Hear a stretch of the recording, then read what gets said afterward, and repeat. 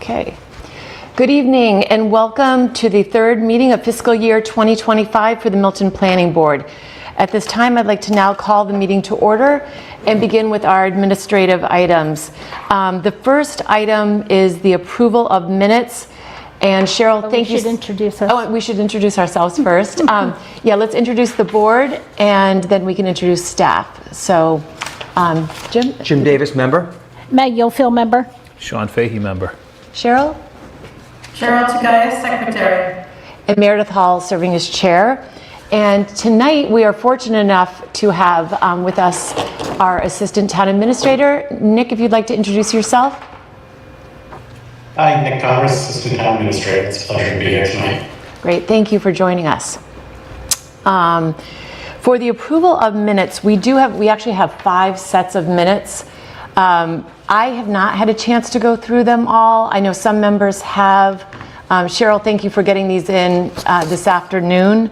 But if it's okay, I would like to look them through. So if we could defer them, we are not going to be meeting again in August, but our next meeting date scheduled is September 11th, unless there's a need for us to meet sooner.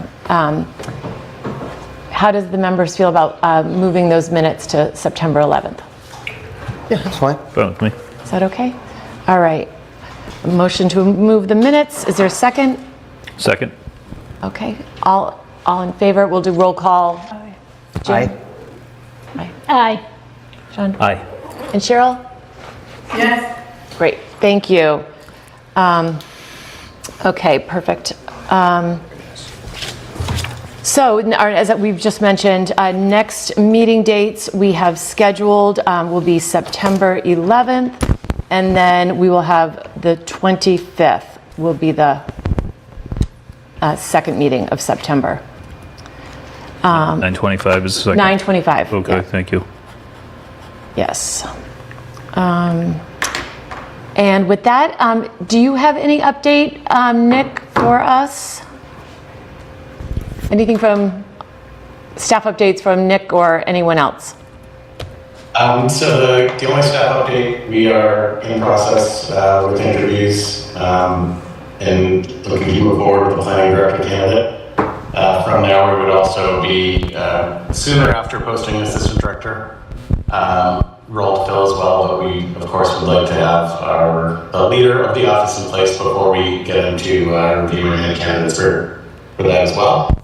And beyond that, I am here to support, as is Nick, any way needed, both the committee and any questions that may come in from the community.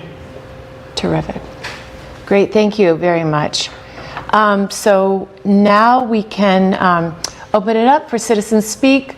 There's no one here in the audience, so I don't know if there's any hands up on Zoom. Anyone who would like to speak, you will have an opportunity if you would like to speak on the articles for fall town meetings and upcoming town meetings. Tonight specifically, we'll be discussing the signs and traffic mitigation.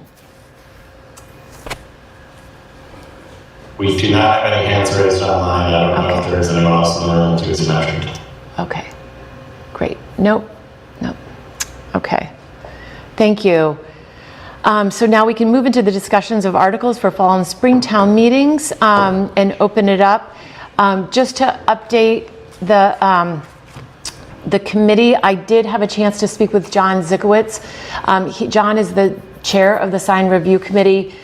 He's been in that position since the sign review committee was begun, and he agreed with a lot of the things that we had amended, and we can go through those tonight. And then he just had a few sort of overreaching, just an email, and I'll just share that with you. Some initial comments. The sign review committee currently meets once a month. If a sign application gets filed right after our meeting, there will not be another meeting within 14 days. Can this be changed to 30 days? We did meet in the past every 2 weeks, but there were never enough sign applications that required a meeting this often. Internally lit illuminated signs, yes, we typically do not allow them, but we have allowed signs that are internally lit only through the letters slash logo with the rest of the sign opaque. Some signs can only be lit this way. For example, gas station freestanding signs, they cannot be lit from the ground. And sometimes ground signs are better lit in this method than putting an external ground mounted spot on the sign. Externally illuminated signs, he mentioned directed downward or upward if they're ground mounted signs. Sometimes they do allow that solely at the sign. All lit signs, he wanted us to include that should have dimming capabilities to adjust after the installation. And then signs painted on windows should still be reviewed by the sign review committee. The entire storefront should work as a whole, and we have had many situations where applicants have gotten carried away with the amount of information that they want to put onto the windows. And then just the last thing he mentioned was for process. Following the receipt of the, and this is part of what we have in here that he wanted to add to, following the receipt by the building commissioner of a complete application, the building commissioner should review and approve that proposed sign meets the dimensional and square footage criteria of the total sign area. So he wants to catch that at the building commissioner's point of review. This information should be included with the application to the sign review committee with review. And those were his comments. And then there were a few little things that we added along the way. But so how would everyone like to walk through? I know we sort of went through like page by page on the changes. Nick, if it would be possible, would you be able to pull the sign article up? And it's been reformatted by Nick, which is helpful. And I see Cheryl's hand is up, but Sure, before yeah. we get too deep into the particulars, I have an overarching concern with Yep. the whole bylaw, so I don't know what Cheryl wanted to speak about. Maggie, thanks, Meredith. Yeah. I'm sorry, you may have said this, but those comments come from John as the chair, or do you know if the committee was provided with a copy and whether they spoke about it at one of their meetings? This was from the chair under review. John has been on the committee since the very beginning, so has a sort of an understanding of the context, but I think we certainly should provide a copy we've also provided a copy with the new building commissioner. So I think we should have get comments, and we will have to hold a public hearing, but get comments from the entire committee. And I'm also wondering whether, we've spoken about this before, but whether the Chamber of Commerce should receive a copy, and the businesses have an opportunity to review it as well. certainly. Yeah, I think we should. If we can finalize a draft, we can share it with yes, especially for a public hearing. But we could send it to definitely. I think we know that Kathleen has taken a look at it. I've spoken to Katie Conlin about it, who has been involved with the different steps and the different changes as it was implemented and updated. So, yeah, I think that's a great idea. So, lastly, we went through the bylaw in detail, kind of line by line before. I think it would be helpful to get the comments that were provided by the chair of the sign committee incorporated into the document. And, you just read them, but we have not received a copy of those comments. So I think it's going to be hard for us to do that on the fly tonight.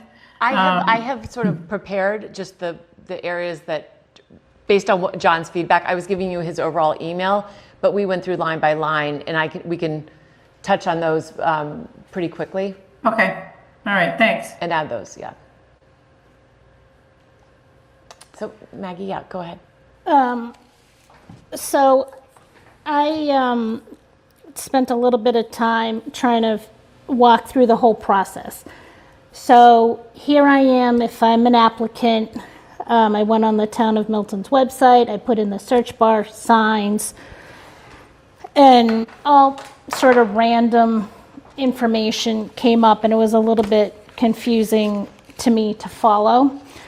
And so, I found the 2003 where the sign, was it 2003? The sign review committee was established. And they were primarily established to review any signs that did not comply with our bylaw. So if I'm a business and I am opening a business, it would be nice to see online all the rules that I have to follow.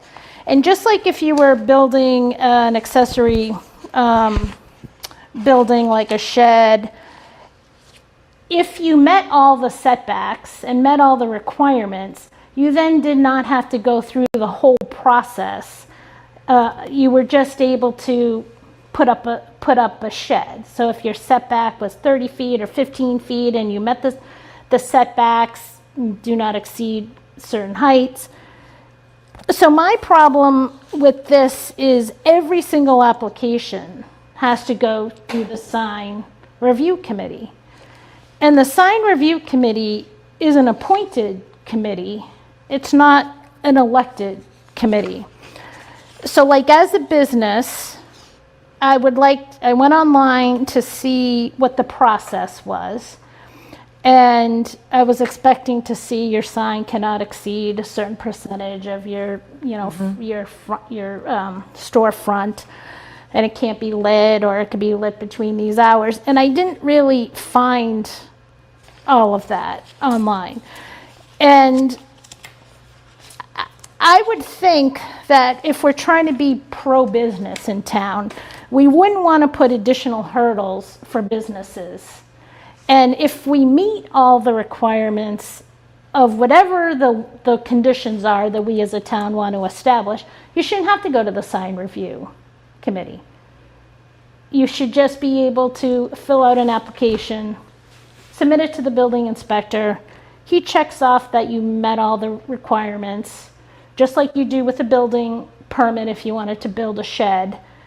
And then the building inspector issues a building permit. So how come the sign process is different than that? And how come it changed? And how come we're giving a non-elected body, discretion to either appoint or approve a sign application or not approve it? So this is the select board making that decision to make that change, that there is that committee. I think there were issues and, historically going back, just trying to be sort of like our site plan review in giving guidance. And we include, if you remember, in our design guidelines for both the Lower Mills and East Milton, we had signage as part of that, trying to give guidance to that.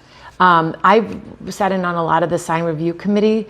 They're very good about listening to the businesses, but they're also good about listening to the neighbors. Some things when it comes before us with site plan review, the planning board does have a chance to give our input on it, such as the memory care when we were talking about the signage that's in a residential area on Highland Street. So I think they take into the consideration where it's located and the site, but giving guidance to give something that does have certain restrictions and a certain process. So in here it gives the applicant, because right now all signs do go through the sign review committee, but it starts with the building inspector. But the building inspector, as you know, is very busy. So he then goes through a checklist of certain the application requirements, just as, again, a developer would do that, through the planning department.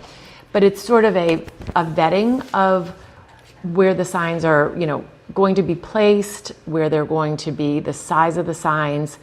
And then these are technical, more technical experts. John Zikowitz, who's an architect. Cheryl, you probably have and I'd love for you to weigh in on your experience, but people who understand lumens, understand the lighting, understand how it's going to be. If you look at some of the historic buildings, most have gooseneck lighting in East Milton Square, for example. Residents really don't like the Santander sign and some of the really large, internally lit signs. So I hear people complaining about them. And so this is a way which will help the sign review committee and the permitting process to say, this is what's prohibited. These are exempt, and there's a lot of signs things that are exempt that you don't have to go through. So there's a whole category that you don't have to go through them. There's just a certain category that you also do. Yeah, so I brought up the sign review committee charge. Yeah, and it was on 6/16/03. And it said the sign review committee shall review each application for a sign permit regarding signs for which the building commissioner determines that the subject sign does not comply with the Milton zoning bylaw requirement for signs. So was this charge changed? I don't know. I think the bylaw, certain things have been updated in the handbook. I know that. So this So came right the off the history- sign review Yeah. committee webpage? I don't know when that was updated, the charge. That could be a question for John Zikowitz, who can also come to our public hearing and help to shed light. But Cheryl, you've been on this committee also on the planning board. So Yeah, I'll just add that part of the impetus for this was to make it more predictable process. And similar to the site plan approval process where there had been less teeth, if you will, less to point to support a decision. So this provides more teeth for the sign review committee. And I agree, like if I think about, Maggie, you're comparing building permits to the sign permits, but the sign permits are different in that, the businesses are, for the most part in Milton, in close proximity to residential properties. And there is a lot of interest in what gets approved, particularly I'm thinking like in East Milton near the gas station, but in other places as well. And so, having an opportunity for residents to provide some input through this process, I think is welcomed. And this would take care of some of the problems I understand that existed when signs were denied and then appealed. And when town council has said that there's discrepancies between the handbook and the zoning doesn't provide us enough to support this decision on appeal. So this would provide that. So I think, in terms of what the business owner expectations are, certainly it should be clear on the website, but I think most businesses would probably contact the building department to see, to clarify what the process is. So I think this is an improvement in process and an improvement in expectations for not only applicants, but for residents. Yeah, and I totally understand when you're looking at lighted signs or lit signs. So I think that is the biggest problem. But what if a business doesn't want a lit sign? You don't have to. You don't have to have a lit You don't sign. have to, but you still have to then go through this whole process.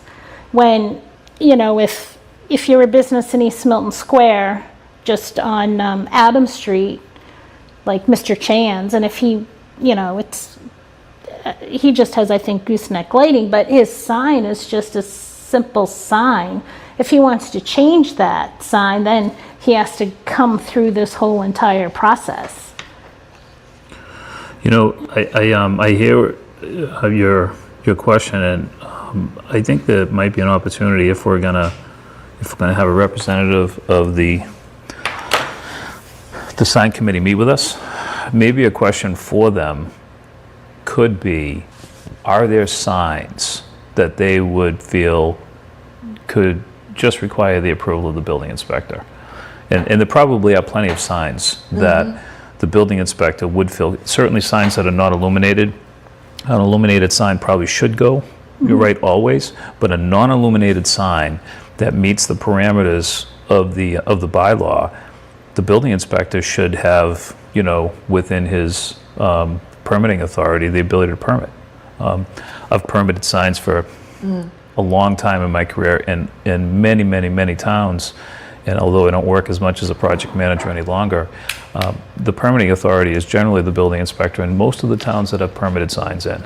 And I don't remember too many times that I had a sign, review committee that towns had. I understand the reason for it, but there's probably signs that could be approved by the building inspector that don't require the process. And I think, And I'm sorry, I interrupted you. go ahead. And I think throughout our entire town, if we cannot put somebody through a process unnecessarily, we should. No matter what it is. We're talking about signs right now, but I feel that way about just about everything. Yeah. So if there's an opportunity to have a category of signs that the building inspector could permit, I think we should look to see if we can do that. Yeah, like if there's just a checklist. So when I went on the search bar and typed in signs, under sign applications and instructions, I'm like, oh, this is going to lead me to the process. But actually what the document is rules and regulations for nonprofit event signage banner display and the application for that. So in the search bar, the title of the document doesn't actually match the document. which is a different problem than what we're Which is- talking about. right. Which is something Yep. that the codification is going to help us with. Yep. Getting that, those will be easy to locate and do search bars. And I've been talking to Nick a little bit about that, in how, like, because part of this will be definitions, the definitions will go with a general bylaw, with all the general definitions. So he wants to check with town council is how does it go within the bylaw, or does it go in a separate location? So that we do need to clarify. But one thing, so what I'm thinking is, if we move through this, we have signs that are exempt. Maybe we find language through the building commissioner and John Zikowitz on where we could, what signs would be exempt and that would not have to go through that process, to your point. And there may be they might say, okay, this kind of sign doesn't, but they might say that's complicated to not have that, to have a separate process. But I think if we can find a way to put it into the exempt, I would support doing that. Yeah. So that it's just a complicated process, and if we are going through the process of updating something, our goal should be to make things less complicated. And I do think we should take again, to your point, some things show up on the website that shouldn't be there. For instance, the proposed sign bylaw draft 1 last updated in 2015. So that really shouldn't be on our website either. no, that's from the old copy. It's been reformatted by Nick. So it just is, again, that goes to the recodification. And I did, I was talking to the building inspector today about another matter, and I asked if they if either Walter or Michael, the new building inspector, had an opportunity to weigh in, and they haven't had an opportunity yet. And So they would like an opportunity No, to weigh in definitely, yeah. because they are the ones who are dealing. I think Nick has sent the new building commissioner a draft, so he has received it. I think he's really busy right now, so I Yes, don't know yeah. if he's had a chance to look at it. But Yeah. we certainly do want for his input to look it over, most definitely. And the other thing that John said, they used to meet every 2 weeks, but they don't have enough. They don't have enough people coming in. They only meet monthly because they really, if you think about it, we have very small business districts in Milton. We're mostly a bedroom community, so we have limited, so they really don't have, and they sometimes, don't even meet if they don't have anything. So it's not like they have so many things that they're having to look at. So there really aren't that many businesses redoing signs. And also, if a business is going through the special permit or site plan approval process with the planning board, I'm not sure why we're making them go through another process with the sign review committee. Couldn't they, if they're going through the process with us, can't the planning board weigh in on the sign? I think the only reason for that is because we don't know the technical, the lumens, the type of lighting. Cheryl's very good about identifying that, but this is it would be more of a dimensional, they're more architects and graphic art, they specialize in understanding the technical side of it, where I think we get a general sense of the size, aesthetic, but not anything on detail, like in detail. But I think with our approval, they come and they can go to the sign review committee and say this is supported by the planning board, and likely they're going to endorse that plan and not make any. But they'll want to ask certain specifications. And Cheryl, again, you feel free to jump in. And John could give examples of things that they like to ask for. Yeah. And are technical. I think also with the, and maybe I'm getting off track a little bit, that the town is also looking at a new lighting bylaw. So I don't know how the residential lighting and the business lighting kind of match up. Shouldn't the lighting bylaw kind of encompass both? So we only have one lighting bylaw, one for businesses and then one for residential? These are just signs. It's only Yeah, signs. business signs. It's only signs. Yeah. So, business yeah. signs. The other thing I just was thinking about, which John mentioned, is that just from a technical review standpoint, they like to have the exact dimensions and specifications. So when Sean's building a building or Jim's doing a project, you have to have exact, and the building department needs exact measurements from a sign company, whoever's producing the sign, because that's what the building inspector has to go by. The exact sign, so you have to have exact drawings and exact specifications. And we do get that sometimes, but sometimes we don't get it to that level. So that's what the sign review committee, they make sure that whatever they're approving can be handed to the building commission, the building inspector, and that's what's going to be what actually is built. Because rather than having something that comes out, oh, this is 2 feet larger than what we expected, we're not the overseers of that, the building inspector is. So he needs exact specific drawings for those But lights. with a special permit, the building inspector is overseeing the special permit and all the conditions and mitigation efforts of that special permit. But it might not need a special permit. It might just need the review Yeah, for of, the sign. Yeah. Yeah. But I'm saying from our process, right?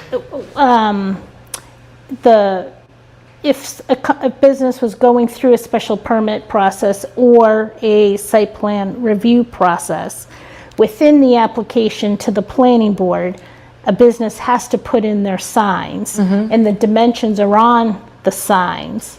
And so then the planning board approves the signs within the site plan approval. And then when the building inspector goes to make sure that all the conditions are met, he can measure the signs to make sure that it I think I think we'd have a challenge because most applicants at the time they're before the planning board don't have definitive designed signs. You know, we've seen that a number of times, you know, where they have a rough idea of what they'll do for signage, but we're ready to approve their project and they're not really far enough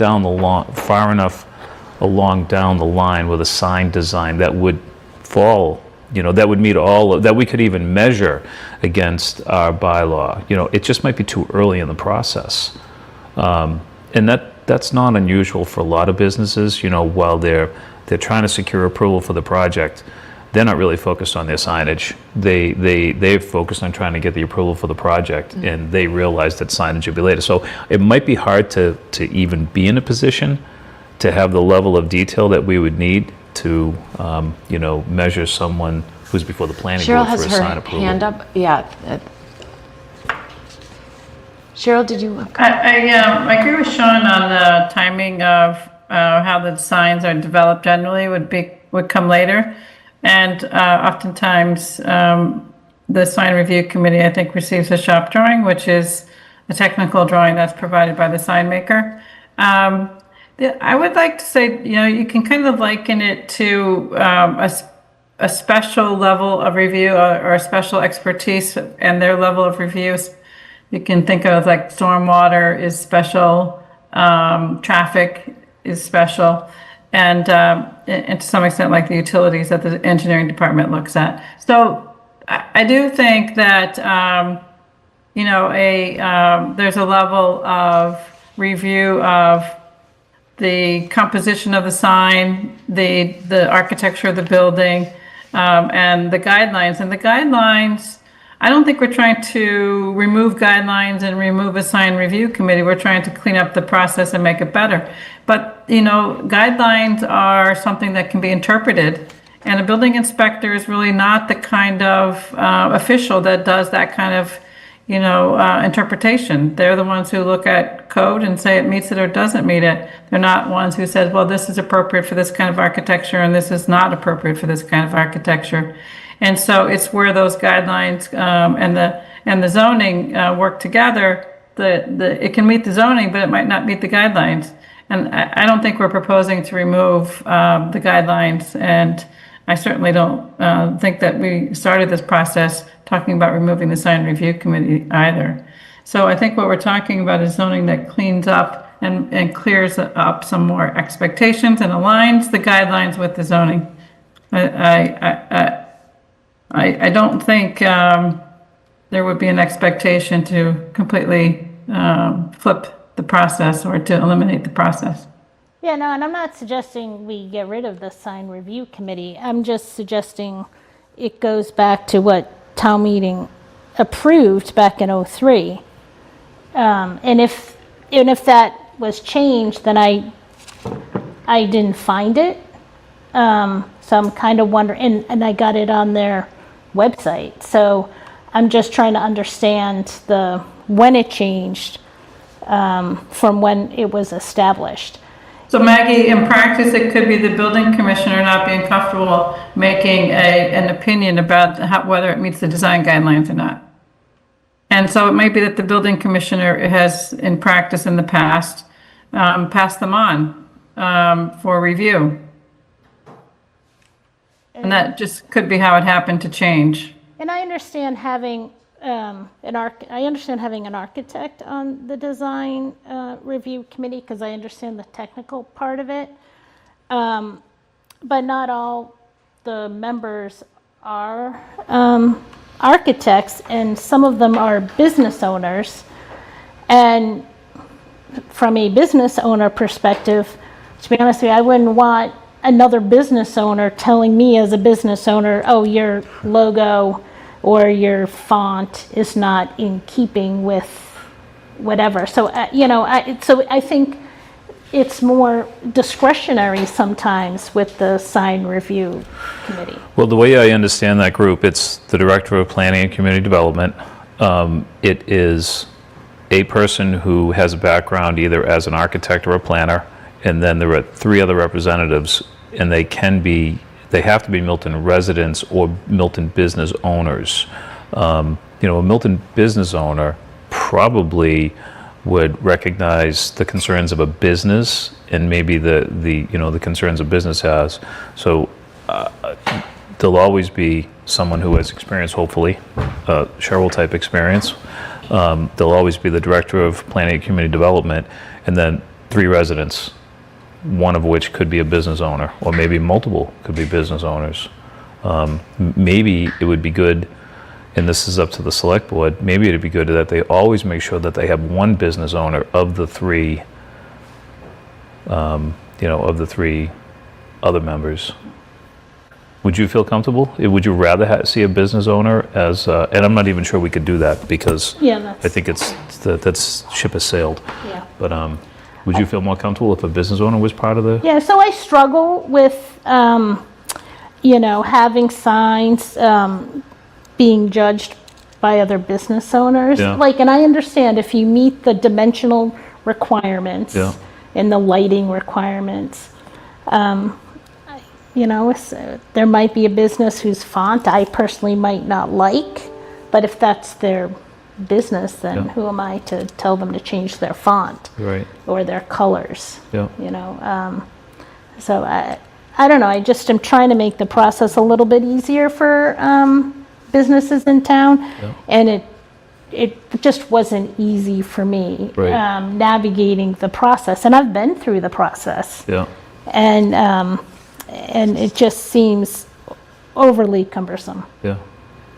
Yeah. Well, I think like other things that we talk about here on the planning board, some of the experiences you've had, none of us have had, and it's helpful to understand it because we should be considerate of how it feels to anybody that goes through the process, you or anybody else. But you know, I mean, just to maybe move our conversation, our meeting along, we probably should see if we could have with us some night John. Yes, yeah, And you know, definitely. We could do that. I had one comment. I think Especially during the public hearing, it might be helpful for him to answer questions. 'Cause- yeah. One comment. Do you want to continue? No, Did you- no, I'm good. Are you sure? Yeah. But I don't think, and this might be a discussion with Nick Milano, and maybe Nick Connors can take it to him. I don't think the bylaw should make any reference to insurance requirements, and we do. We talk about what coverages we should have. I don't think that's our business. You know, my feeling is if something goes wrong on a sign install and there isn't enough coverage there for the event that takes place, the last thing we want is Milton to be responsible. You know, the insurance coverages really should be between whoever is the sign company and whomever, you know, whoever the applicant is in Milton that's trying to buy a sign or have a sign installed. I just am a little uncomfortable that we have That's anything in something our we would bylaw. want town council to review, yeah. Whomever, but Yeah. it's not, you know, think that's a good- insurances are constantly changing and you know, coverage and limits. There's no reference to workers' compensation in there. You know, it can be a very dangerous area to make, you know, to define parameters of insurance requirements. I just think we should stay away from Yeah, it. Nick, maybe you can just make a note to that we could, because we are in the process of interviewing town council, so we've thought, you know, we might just wait till we know who we should be presenting this to Yeah, of review. course, yeah. But I think that's just something that we could start thinking about, Nick, with, Yep. Nick And that Milano. was something that Nick Milano had also flagged, that we're in the final stages of the appointment of town council. And so this will be at or near the top of the list of things that we would like to get input on in pretty short order. Okay. So thanks for flagging that. Yeah, my comment, no matter who the town council is, my comment would be that in our bylaws, we should not be dictating insurance requirements. It's too risky. I already took the note, but I'll make sure I report back to Nick as well. And Good. when we transmit to town council. Thanks. perfect. One other thing I noticed, Yeah. and I don't know if I'm Yeah. reading this differently, but, you know, the way I read it, and I didn't note Mm-hmm. where I read it, you often see people that might have a yard sale, and they post something on a utility pole. Mm-hmm. The way I read this, that's not allowed any longer. Correct. They're not supposed to do it. They're not supposed to post things on utility poles right now. Maybe they never were, but it's a practice. But it's starting to. Yeah, I'm not sure. I'm not sure how you would ever police that. You know, it goes up on a Friday for a yard sale that's on Saturday, and you know, I just, it's just a comment. I'm not saying we should get rid of it. I'm just saying that, you know, you see that everywhere, all kinds of towns. You know, and maybe what we should say is if any sign is posted like that for a very short term, for 24 hours or 48 hours, the person that posted is responsible to remove it. You know, really what's problematic is not that it goes up, I don't think, it's that it stays there. You know, Yeah, but that's under, I think, our temporary signs. I think there's a time limit, yeah. but you have to take it down within Yeah, 24 I think it is hours, in there, yeah. Under after temporary the signs. event. However, you are right that I don't think that we should prohibit a resident from posting a yard sale sign, even if it's on a utility pole or on wherever. Yeah. I'm thinking more of like a lost dog or a lost cat. So true, Jim. I was Right. just thinking about that. Yeah. I mean, you'll see a It'd be lost horrible cat to sign lose up your there. cat, put up the sign, Yeah. and then get fined. Yeah. You know, it's But there's again. car detailing, you know, Right. it starts to become Yeah. like, but I totally agree. So I think in our temporary signs, you have to take it down within a certain amount of Yeah. time. So let's look at that when we get to that, temporary signs. I didn't know other comments. So maybe we just start with the intent and purpose section, and we'll just go through it, and people can just add in as we go through it. So that, are you able to share the screen or the document? So Meredith, just Yep. to be clear, this is different than what was in the folder that Nick shared with us? What we're going to be looking at now, or is this the No, same? it that should be was the in the same. folder? Okay, all right, great, thank you. Yep, it should be the same. And then I didn't make any track changes, any edits yet. So, So, Okay. yes, it is the one that was shared, and I will track changes that are suggested tonight so that you all can take a look at the sort of global document when you're done with any discussion. Thank you. But all the changes that we made last week are here. in there, yes. So, okay. Yep. It's just only the ones that John Zikowitz had a few suggestions. So intent, the powers, applicability, existing signs. Wait, under intent and purpose, the third bullet.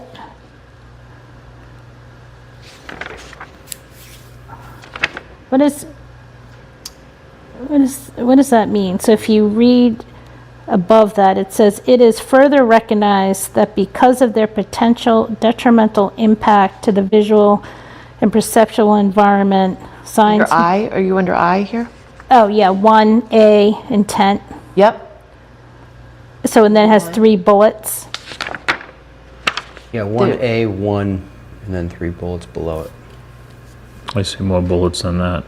Yeah, I see more Oh, bullets. sorry, it's the third bullet. Sorry, what's on Okay. my, So the third bullet, provide for easy Easy recognition. recognition and legibility. of all Nick, permitted sorry, signs. excuse me, Meredith, can Nick enlarge the Yeah. document? I'm on my laptop and it's small. That would Thank be you. great.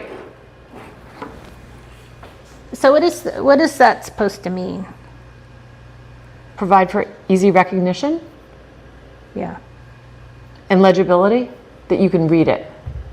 so easy recognition. It is further recognized that because of their potential detrimental impact to the visual and perceptual environment, signs must be regulated in order to provide for easy recognition.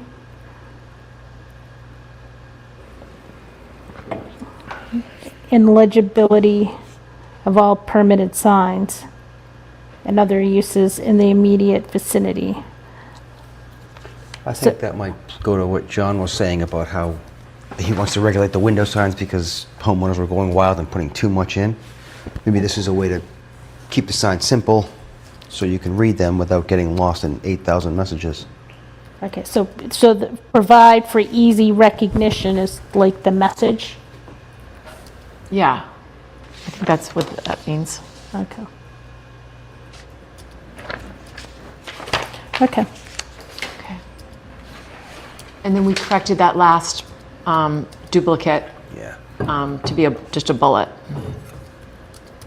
Okay, so, and I think we didn't have anything else down through existing signs, number 4.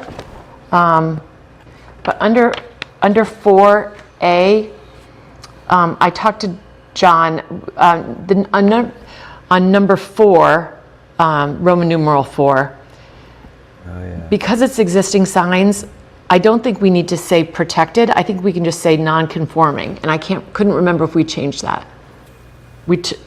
John thought it was good just to take out protected signs because they're already existing signs that complied before this bylaw.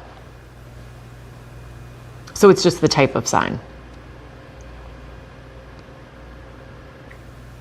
I remember talking about that at We the did, last meeting. yeah. I thought we took that out. It just seemed redundant. So could we take out the word protected there?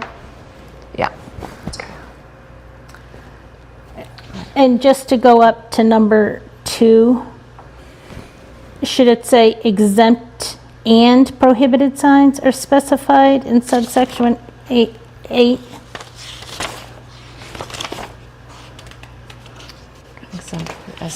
So if you go to subsection 8, it says exempt signs and prohibited. A is exempt signs and B is prohibited signs.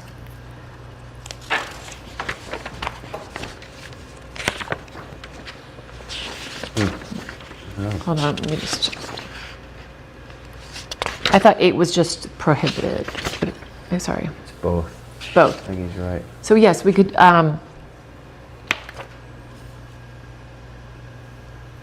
prohibited signs as specified in section 8B, sorry. Yeah, it would be section 8B. We just would need to add B to that. Prohibited signs as specified in section 8, and then, can we add B onto that, lowercase b? So we're not adding exempt because section 8 talks about exempt signs. Well, it's saying prohibited signs. So we have conforming signs It's under existing signs. that are So existing, right. So it almost could be, exempt could be almost another separate. I mean, Conforming signs which you would comply. say exempt signs as specified in subsection 8A. Well, wouldn't exempt be moot because they are exempted from this piece of regulation? Right? I mean, prohibited are Yeah. not allowed. Exempt is Right. like they don't really, this doesn't apply to them because they're exempt. So would we have to Existing signs is mention that? defined, selected, and are classified into one of.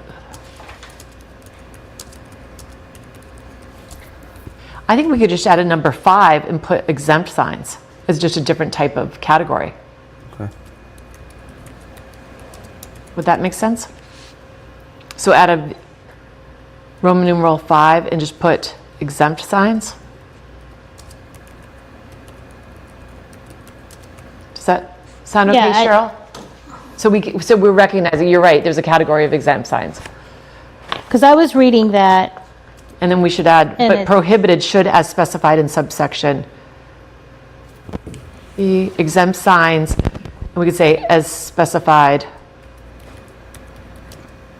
or why not just in do, subsection. since they're both in subsection 8, why not just say exempt and prohibited signs? That doesn't, Because they're a different type of sign, I would think. I would say exempt signs as specified in subsection 8A. 8A, okay, yep. And then just change the word 4 to 5. In A, existing signs. Yes. We add, yeah.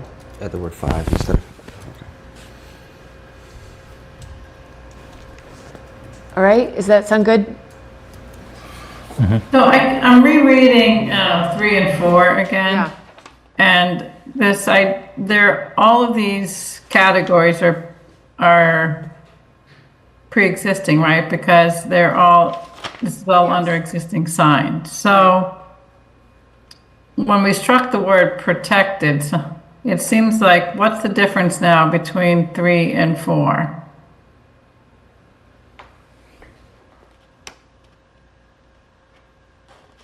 One complies and one does not Yeah. comply, They both say non-conforming, though.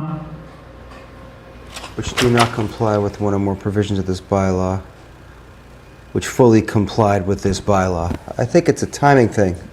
Okay. That's the way I interpreted it.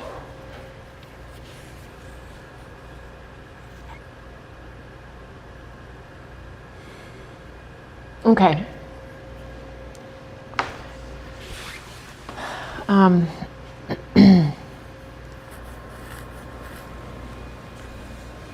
And if we want to tweak this, we can. My goal is to get a draft over to the warrant committee, but that does not mean that tweaks can't be made to this. Especially after town council reviews it and the building commissioner. And the sign review And the sign committee. review committee, I think, yeah. they'll be vetted. And our residents in our public hearing. Yeah, Yes. Yes. So under C, John's suggestion was, because we don't want removal of just signs in general, but he said removal of non-approved signs. Because he said there are some signs in town that were not approved. But he wanted to allow for the process to be corrected. And he also, he wanted to change the second sentence where it says 14 days notice. He wanted to change that to 21 days notice. Those make sense, those two changes. So it would be removal of non-approved signs as the heading, for 21 days notice in writing. And then at the end of the last sentence, he wanted to add these words, applicant shall have the opportunity to submit an application for sign review. So if they do that within that time period, he wants to allow the applicant to have that opportunity. So if they already have a sign up that would be something that would be approved, he didn't want them to go to the cost of having to take the sign down. But if they submit that application, they will have that opportunity to do so and just have that sign approved. That's great. That's terrific. And should it be C, removal of signs, or should be removal of non-approved signs as the Yes. title? Yes. Sorry, that's what did you get that, Nick? C is removal of non-approved signs. Instead of just saying non-of signs, yeah.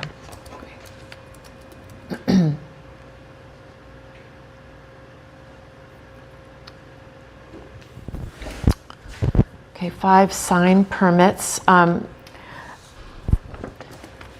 This, John was good with all number. Wait, so hold on. Yeah. Under D,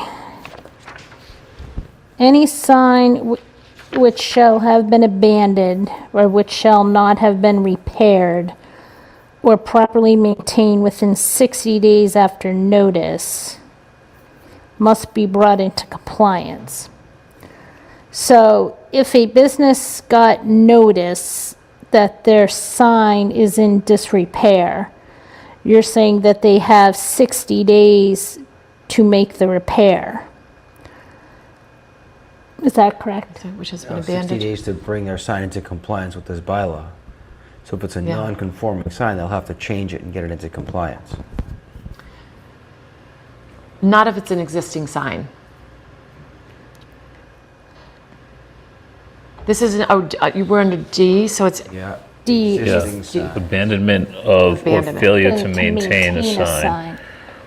So it's if a business has a sign and it's in disrepair, they get a notice from the building commissioner saying, your sign's in disrepair. So the business has only 60 days to make the repair. So my question is, 60 days enough for a business to go out and repair their sign through a sign company. John, I asked John about that because I thought that was a question that, is that enough time? And he thought it was. I think it really depends. I was thinking about this earlier today because 60 days can be a really short period of time, given how long it takes for some sign companies to react. You know, Yeah. I think we should consider making that a little bit longer. I mean, I'm good with that. Even 90 days, I think would be reasonable. You know, but I think 60, we're going to That's find is going to be tight. That's tight. You know, I mean, 120 days, I think, you know, that gives yeah. I mean, 120 was like 4 months. Like, probably very, very fair to say that. You know, it could take somebody a week to 2 weeks to get a sign company to even look at their issue. I agree. And That's then to what get I a proposal, thought and too. so the 60 is really tight. I think a minimum of 90 and probably 120 is probably very fair. Otherwise, we're going to have, you know, the building commissioner is going to have a really tough time Right. when we burden him with a 60-day mandate, and he's just not going to be able to hold people accountable. You know. Cheryl, what are your thoughts in your experience? I agree that 60 days could be difficult depending upon what kind of sign it is. But also having it be brought into compliance with the bylaw, should there be some kind of provision as there is on the abandonment, just to apply to have it repaired in kind or as it is? Because, you know, there could be, if it's a painted sign, for example, to have to now come up with a new design because they didn't get it painted and it was cited. I guess I'm wondering whether we should give them an opportunity to repair in kind the sign that was already approved.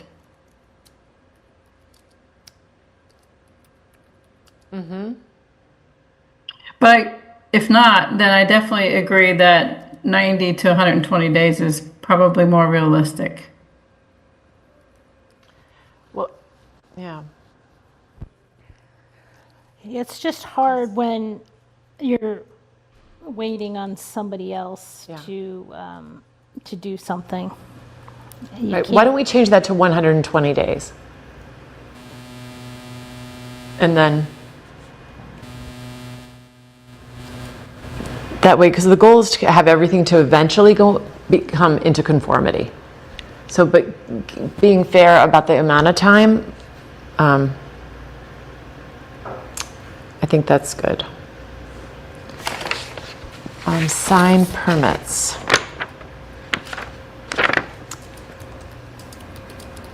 This, everything he thought was good for this. Following attachments. He did have some comments down on the processing permit issuance.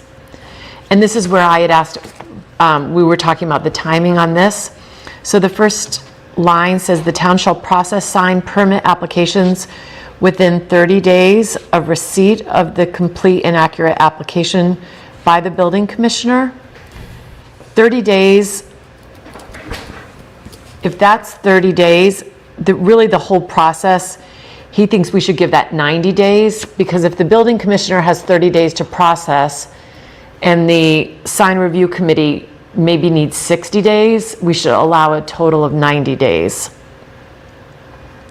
So changing that first 30 to 90, he suggested.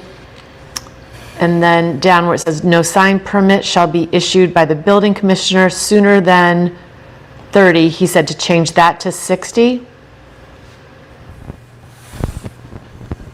Unless allowed, unless the advisory review committee, the sign committee has been received. If the advisory recommendation of the sign review committee is not received within, again, he said 60 days again. But then he also wanted to add one caveat, comma, after the second 60 days, to say unless there is a continuance by the sign review committee.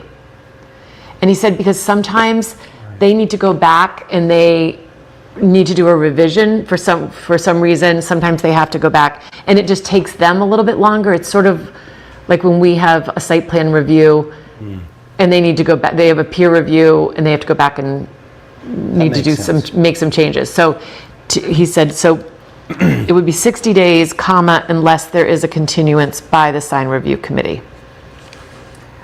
You know, I'd be comfortable with all of those timeframes. It doesn't mean that it's going to take that long, but it means that we're affording, you know, the committee and also the building inspector that if they're overwhelmed, you know, they have a little bit of time. The other reason I don't have an issue with those timeframes is the bylaw is going to exist. Everybody that needs a sign permit can look at the bylaw, they can recognize how long, and they can plan appropriately, right? So it's not going to be a surprise that it's 60 days or 90 days, right? It's going to be there for everybody to understand. Sorry, Nick, you know what? I meant to put that unless there is a continuance after the very end. And the building commissioner shall act on the sign permit, comma, unless. I forgot there was that. So just moving that line, yeah, to the end. So that just gives them. So at the beginning of that sentence, it says, "No sign permit shall be issued by the building commissioner sooner than 30 days." And he said change that to 60? Yeah, so, I thought 90. yeah, so I'm mostly not concerned about that. So I'm concerned about no sign permit shall be issued by the building commissioner. So that is just the building commissioner getting, implementing the approval from the sign review committee, because we know that the Right. building commissioner does not issue sign permits.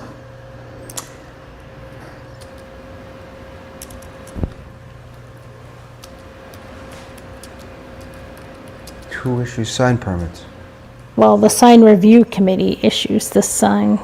I It thought goes they back- give them an advisory. yeah. They give it an advisory. And then it goes letter back or and recommendation to the it building goes commissioner. between, yeah, the he application goes to the sign review committee, then the issues sign it. review committee reviews it and notifies the building commissioner, and then the building commissioner issues the Issues permit. it, okay, They give them one of 4 recommendations. okay. I guess that's what my hang up was what my previous comments was, we should allow the building commissioner to issue permits directly. I'm sorry for correcting you. Were right in the 60, not the, I correct. You said 90, I was wrong. But yeah, building commissioner has the final say, and he can or cannot, you know, he takes the recommendation under advisement, but he doesn't have to listen to it, is the way I understand this. Yeah, so that's the thing. So if it goes to sign review and the sign review committee gives a recommendation, so the building commissioner doesn't have to follow it, right? Technically, he doesn't, which is okay. It's sort of the way the process has been. It's sort of a working together of the director of planning who gets, you know, the building commissioner gets the original application, sends that makes sure everything's in place, sends it to the director of planning, who attends the meetings and is interacting and working with the sign review committee. They make that determination, and that determination is the basis for the building permit being issued. So I think the building commissioner would not approve something that had been rejected, that either the bylaw didn't agree with, because they would have to agree with the bylaw. The building commissioner wouldn't say, yes, you can have this type of sign if it didn't agree with the bylaw. So it just sort of is the process of how So it's not an advisory. It's really not an advisory committee then. it really is it's advisory on the final product of what is going to be created, and it's agreed upon. So it really isn't just advisory. But it has to be the advisory, what they're asking them for and approving has to be based on the bylaw. So they can't go off and approve something that's not in the bylaw. Yeah. But they do want, it's sort of like they give the blessing, and the blessing goes, then they bless. Yeah, so say that goes this. back to my point, is if we have a bylaw explicitly stated that the building commissioner can refer to, I feel like we're adding an extra step if the sign review committee is just advisory. But these are, they specialize in design. And that's, the building commissioner does not specialize in design and the aesthetics. And that's the, you know. And I guess my problem with that is you look at the Santander Bank sign, the sign bylaw review committee actually approved it, correct? Because they didn't have the teeth. Because, okay. They didn't have the teeth to it, to deny it. So that's why they've gotten stuck with that's why we've gotten stuck with, we're trying to fix those problems. Like the size of the extra space storage sign, you know, just different things that Yeah. we had a very, Yeah, but I understand sign, like size, like it that depends should on where it's be- location. Yeah. I understand that. Okay. But- Okay, right. All right, so D, application rejections. Everything was a resubmission. This was all good. Under design review, going down to B, I think we had made this change, that it's actually the select board is the one who appoints on an annual basis. Is that change, that's in there? Okay, Yep. great, sorry, I couldn't, still can't read it. And then under process, this is where John wanted to add this line, hold on.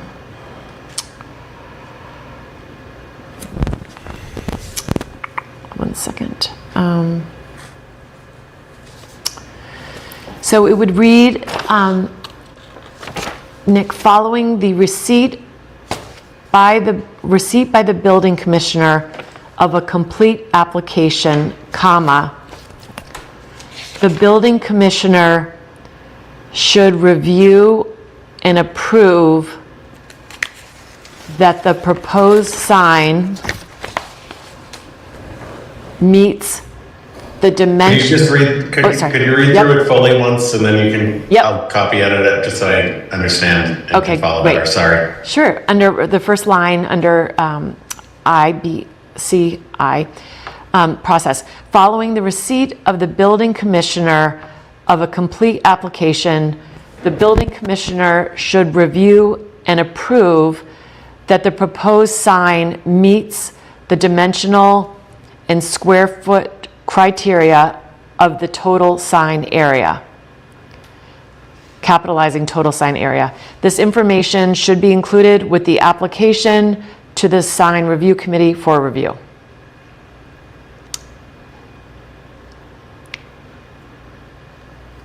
Can you repeat it one more time for me? Yep. I apologize. All right, no problem. Following the receipt of the building commissioner of a complete application, comma, the building commissioner should review and approve that the proposed sign meets the dimensional and square foot criteria of the total, capitalizing total sign area. This information, period, this information should be included with the application to the sign review committee for review, period. So generally in the zoning, when we want something, as a mandatory, we don't use the word should, we use the word shall. So I think it's best to put shall here instead of should.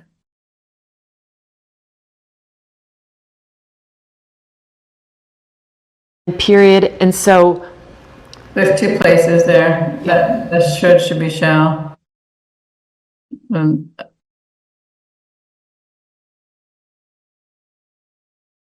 Thanks, Nick.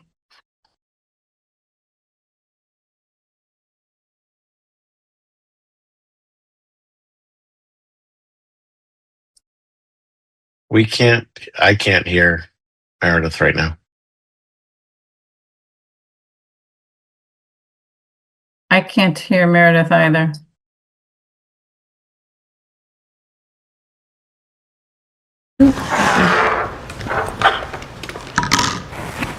Can you hear me now? Yes. Okay, Yes. I'll just switch my mic. So then so then we would, where there was a break, we would then start the new sentence being, the building commissioner will forward the appropriate number of copies of the application. And then the rest of that sentence is Got it. as is. Okay. All right. And then under number 2, under process, he suggested changing from 14 days to 30 days, because that's what's referenced in a different section, that the building commissioner has 30 days to process.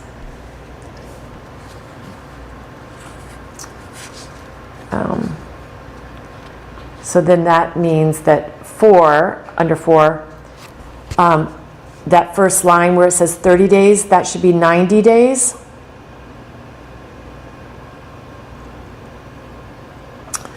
And then the application materials to the director of planning. He agreed with that, because that's how it's been working. And then the first words in the next line would be director of planning shall forward such recommendation in writing to the applicant. And But the what building happens commissioner. if we don't have a director of planning? Or we could say the planning department?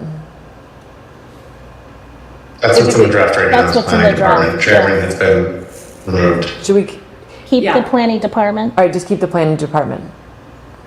Okay, then let's keep that. Because the I think it's fine. frustration I've been hearing from people around town is we haven't had a building inspector and all their applications are like so delayed. So if we, for some reason, continued not to have The a planning department, planning so, director, Okay. it shouldn't hold up an application process. He was fine with that. He just thought it typically does go to the director of planning, but that's perfectly fine.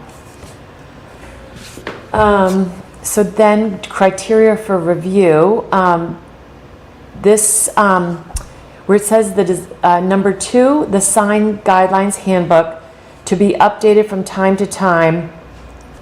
And this, he thought, by, again, the director of planning in consultation with the planning board and sign review committee. And sign review committee. Do we want that to be just planning department? Because it really is, to make the change in the, it would be better for the director of planning to make, sort of to work in consultation with the planning board and the sign review committee. Because he's whoever that person is gonna make sure the zoning aligns with that handbook. Remember though, Meredith, that it was Tim who drafted this when he was the assistant planning director. So I think planning department is still appropriate. If the director wants to assign the task to the assistant, Okay. why limit him or That's her? right, to give flexibility with that. And I agree, in consultation with the planning board. Not, so he added that, so that's good. Yes, and we And added that. also the sign review committee, I thought, was he added. To do with both, yeah. Again, I don't know. I'm It's just I'm a making little bit sure- worried about, a lot of these boards are appointed and they're not elected, and that's just my concern about all boards, not just this one board. I'm not picking on this one board, but all these boards generally are appointed and they're not elected, and a lot of times the average resident doesn't understand that these non-appointed boards are making changes to our bylaws because they Well, don't, they're not making changes to the bylaws. or they're making suggestions. They're not making suggestions to the bylaws. No. They're making sure that what is approved are consistent with the bylaws that we, as elected, are drafting. The one thing I would say about that is, when you have a committee that's appointed, you can target particular skill sets, which you can't do with the elected body. You know, there's some discussion I've heard people say, you know, members of the planning board should have expertise in the topics that come before the planning board. And that's not something you can do in an elected body, but it is something you can do in an appointed committee. So it is, I do think that idea that you have to be elected in order to make advisory opinions or recommendations, I don't agree with that. Yeah. I think that their committee has worked very well in, you know, offering flexibility and working with and really supporting the business owners in town. I've been very impressed when I've listened to the buildings. They really do listen, you know, it's really what the owners want but just making sure it complies with you know, as best they can given what the bylaws are, so. Okay, so everything else along here, criteria for review, recommendations. He was good with the appeal and special permits of the changes that we made. He supported it going to the ZBA instead of the select board. I talked to Nick about this today. And Katie Conlon said that this, at one point, it was supposed to go because really the ZBA is the special permitting body to zoning. But at some point, historically, it never happened that it went to the ZBA. But that was previously the intent, that's how it should go. I also talked to Nick and saying, you know, we want the select board to review this, so we want to send a copy to them, just making sure that that they support that as well. Okay, so moving down to 7, the appeals to C.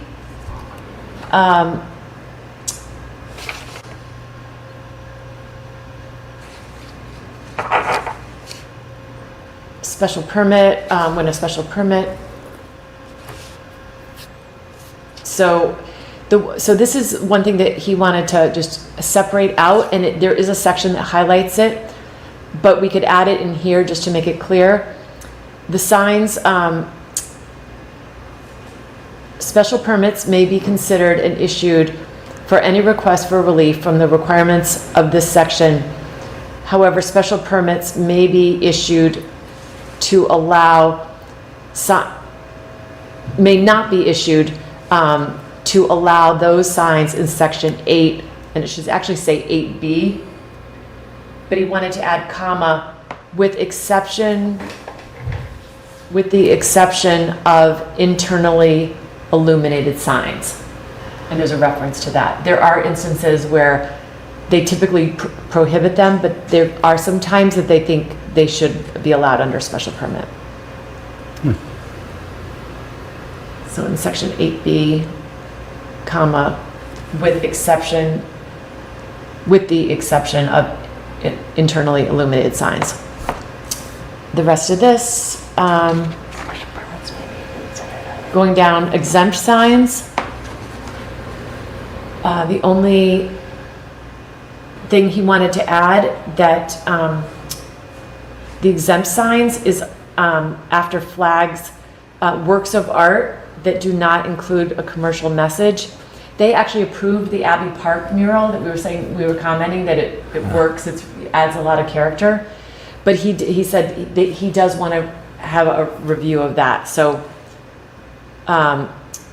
signs shall be allowed by right, but under works of art that do not include a commercial message, comma, subject to review by the sign review committee. So why don't you just take it out, because this is under exempt signs. So works of art are no longer considered exempt. So that would be sort of saying they still have the right to do it, but it's subject to the review of the sign review committee. So they by right can do, you can do a work of art that do not include a commercial message, They don't want to prohibit it. This is in the prohibited category, right? Isn't that No, where? this is exempt. Okay, so you're in, what category are you now? You're not in 8A. B, you're in. This is 8A. Okay, Yeah. I'm sorry, I thought you were in B. Yeah, sorry. That was,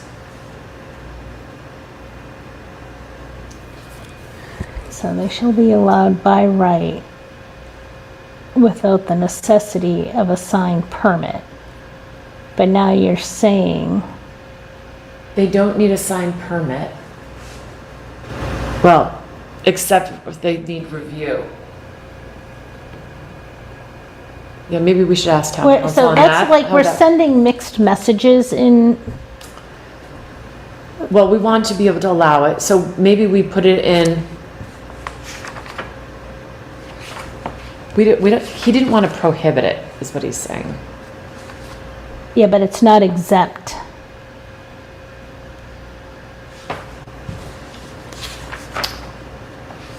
Let's see if there's.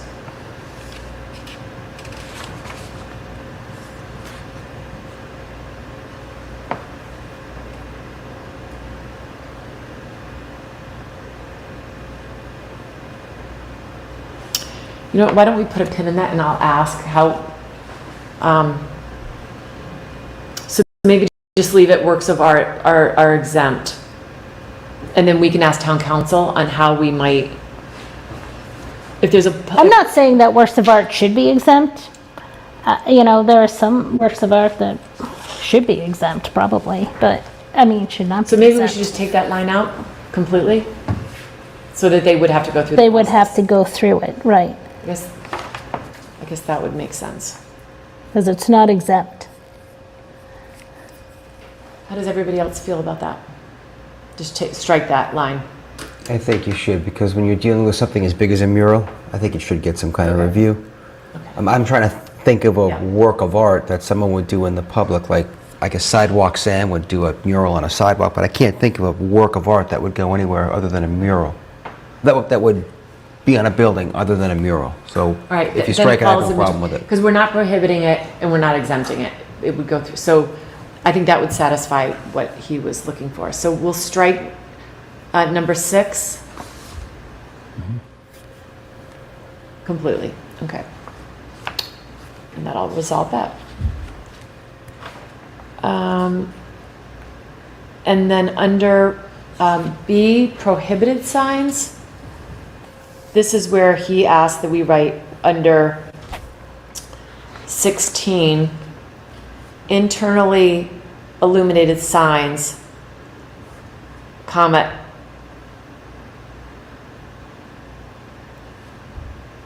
except through special permit process only. And it does refer to that in the illuminated section as well. So it would be prohibited, internally illuminated signs, comma, except through special permit process only.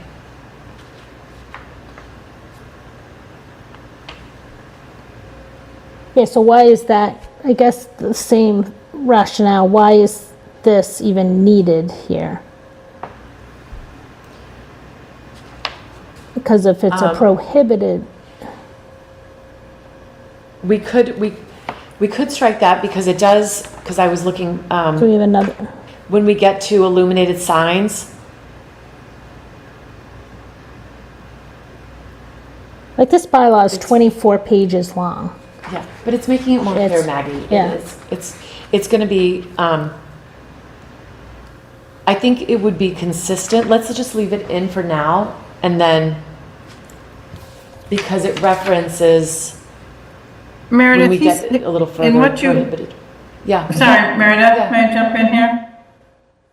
In what you said earlier, before we started going through this document, you said that there were times when internally illuminated signs they found to be appropriate. So sounds like this should be struck from prohibited. Okay. We could, and then when we get down to illuminated, maybe we figure out a different way to word Right. permitted and prohibited. Okay. All right, let's strike this and not be confused. Let's be as least confusing as possible. I do agree, Meg. And then what about audible signs? Are we allowing those now? I thought we added, did we add audible? Didn't make it here in the edit. Just wondering. And that's just me driving that. I don't know how you guys feel about that. I think we discussed that. So we can put in 16 instead of this internally illuminated signs. Could we add audible signs? That's a good, we can just put it in just there. audible signs. Yeah. Mary, did John comment at all about prohibiting open face channel letters? Yeah, he thought we shouldn't, that's when I was gonna get over there. He thought we should not allow open face channel letters. And actually, so when we get into this section, illumination, we might just scrap this whole thing too. I don't know, but, cause it also, yeah, because he doesn't think we should allow that, the LED, the fluorescent LED, the things that we said are in the prohibited section. Okay, so We that's should- scrolling down, I think, to the next Yeah, page. we'll get down. Yeah, so prohibited signs, measurement of sign area and height. So Meredith, did you ask him about these sizes? Because we had talked about whether anyone had really looked at these sizes compared to existing signs. Like, will all of the existing signs now be out of compliance for size? Did you ask him about that? Yeah, you know what? The only thing he commented on, he thought the gas station sign was too small. He gave new dimensions for that. Okay. And he also gave for setback. He said keeping the 15 feet, but adding language unless otherwise determined in site plan review, which gives discretion to the sign review committee when they are looking at the site location. But otherwise, he thought the measurements of the other signs seemed appropriate. Okay, thanks. So under, there's one word here that I'm questioning, where, so it's the measurement of the sign, and it reads, generally, sign area shall be computed as the area within the smallest single rectangle or square enclosing the extreme limits of the sign face. Why does it say smallest? Why wouldn't it say largest? We're trying to contain the size of the sign. I'm trying to follow smallest rather than largest. We want to make sure that we don't have a sign any bigger, right? So wouldn't it be the largest rectangle or square you have a big- enclosing the extreme limits? If you have a building and you have windows and you have an area like below the window, or above the doorway, let's just say. I think that's what it's indicating, that it would be like not on the side of a window. It would be more of a narrow. Well, Facing, I still yeah. think no matter where it is, you'd want to define the sign area as being computed as the largest single rectangle or square enclosing the extreme limits of the sign face. So whatever the limits of the sign face is what we're talking. I'm just not even sure. Maybe smallest doesn't even need to be there. Sign area shall be computed as the area within the single rectangle or square enclosing the extreme limits. Maybe you don't even need smallest or largest, Yeah. Yeah, so that's, The single again, rectangle. if here I am, a regular person reading this, it is very confusing. That is a bit confusing. I mean, I've had plenty of clients that if they looked at Jim's, that's Purdue, isn't it, your daughter's school? Yep. They'd look at the Purdue logo and they would try to define it as, the tightest of the parameters. Yeah, it's just the black. It's Yeah. not the gold. Right. So it would be a way to cheat a bigger Arguments like sign. that, yeah. Maybe it's, Yeah. you know what, what it maybe is referring to is if you have a sign, but you have, say you have inset like an inset panel, it would go within that inset panel. Cheryl, what is your interpretation? I think it's difficult also. This is where like a graphic is helpful. And I don't know if the sign guidelines have one and if this is consistent with what they've been doing, but I do think we should pin this and come back to it. Yeah. We should ask John and we should ask the building commissioner. Yeah. There'll be too much debate Yeah, in the process, the way it's written right now. We need Right. something that's really definitive. right. Yeah, because if you say, like on my self-storage facility, I've got a 4x8 sign, but then it's held up by two 4x4 posts, so it's actually 8 plus another 8 inches. So it would easily be a way to cheat your sign and make it a lot bigger following this. If you take out the word smallest, I think to Sean's point, I think it gets rid of that. And it's just the limit of the sign. I'll ask John, and we will ask the building commissioner too to weigh in.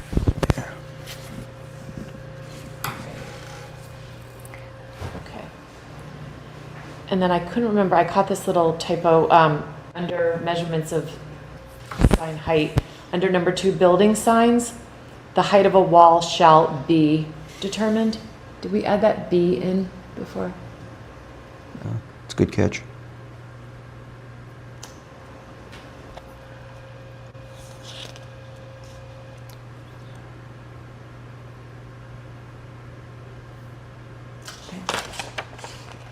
And then under setback, this, John suggested, shall be set back at least 15 feet unless otherwise determined in site plan review, comma, from the nearest property line.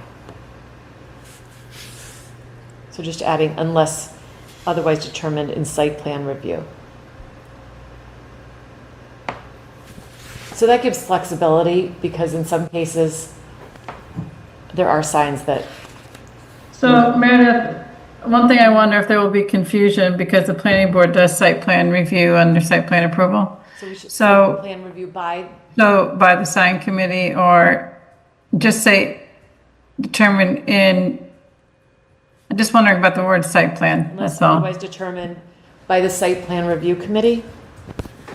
No, because this is talking about their review, right? Not to our review, not our separate review process, this edit? Right. So determined in site plan review by the sign committee. Sign Well, review I guess committee. you could just say,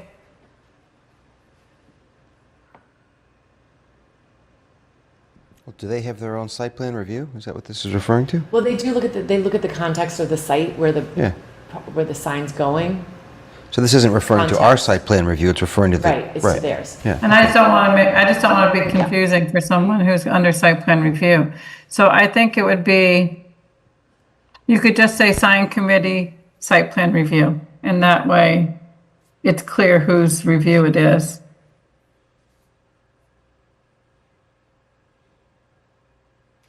All right. Did you get that, Nick? Does that make sense? Wait, so before we move on, so this is 15 feet from the nearest property line. So if I have a property line that abuts the public way, so I have to set it back 15 feet. Is that what this is saying? Unless, like, he used the example, like, if sending it back 15 feet, you wouldn't be able to see it when you're, if it's a directional sign, sometimes they need to be closer. Like Elliott Physical Therapy is closer because otherwise it's closer to the property line, but if it was back down the drive, you wouldn't see that, there would be no seeing their sign. So it gives discretion that when it's appropriate, you can do less than 15 feet. Okay, so it's not the nearest property line, does that refer to a neighbor, the neighbor's property line, or the street property line? I think it's either or. The way I take it is it's either or, like if it's on a corner, you have to be 15 feet from either the front Whatever or the the nearest side, is. or both. Yeah, it seems like both, because it reads whether or not said line abuts a public or private street or way. So, So I think about all the signs up in my neck of the woods, my sign, Newcomb Farm sign, Eagle Farm, Bunny Thomas sign. We're all within 15 Right. feet. So we have our signs, and now we have to go through this review process, which we never had to go through before. Now we have to do this. They can tell us now it has to go back 15 feet. You don't have to, if you have an existing sign, you don't They have don't to have to remove your sign. do this. You don't have to change your sign. Yeah. And there's appropriate times when it, because of the visibility and you can't set it back, that physically you can't do it, so. That's why they wanted to make sure it wasn't always the standard.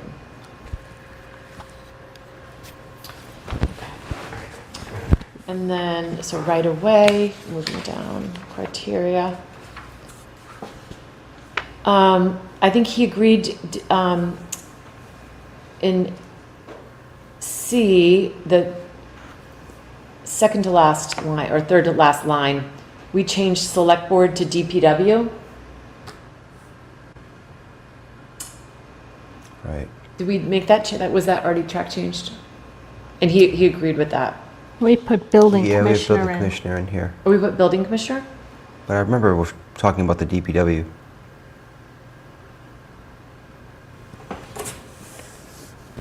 And I think it should be the DPW. That's what, yeah, I thought Yeah. we said building commissioner, then we changed it to DPW, and he agreed with that, if we did. And this is also to Sean's point, and it mentions the insurance. Yeah, so we want to find out about that.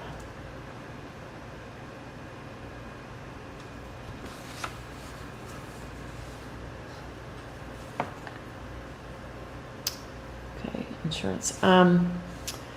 So then this is, if we go down to the illumination, this is where Tim had the permitted externally illuminated signs.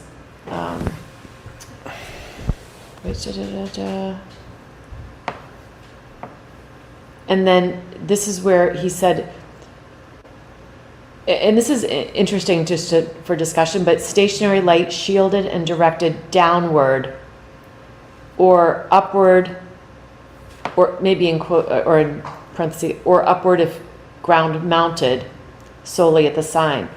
So it was interesting, I was listening to another town, the Wellesley Planning Board reviews their signs, and they really try not to do upward lighting now because of dark sky compliance. They, even for ground mounted, they try to do downward facing signs. So Makes sense. I don't, but John said there are times that it just makes sense for there to be an uplit signs. And I'm trying to think of any uplit signs that we have that I can think of in Milton. They seem to have. So to me, that if we're trying to if we're getting away from upward signs, shouldn't we Upward lights. only allow them through a permit? So if we say we don't allow them, except if the special permit granting authority allows it.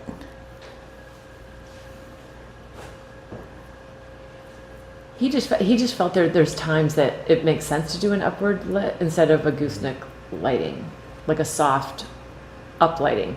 No, I'm with you. I can't think of one, but I wouldn't want to close the door on it. Yeah, and he seemed to feel that that would be good. So maybe we just. I've seen signs that are ground mounted, directed solely at the sign, that are angled to hit just the sign. Yeah. And the lamp can be controlled, as opposed to like direct to uplight. So is that what he's talking about? Yeah. Okay. Exactly. it can be a really attractive way to light a sign. Yeah, you think people light their houses from And their trees, I mean, people uplight yeah. their trees, so. Yeah, and flagpoles. Okay.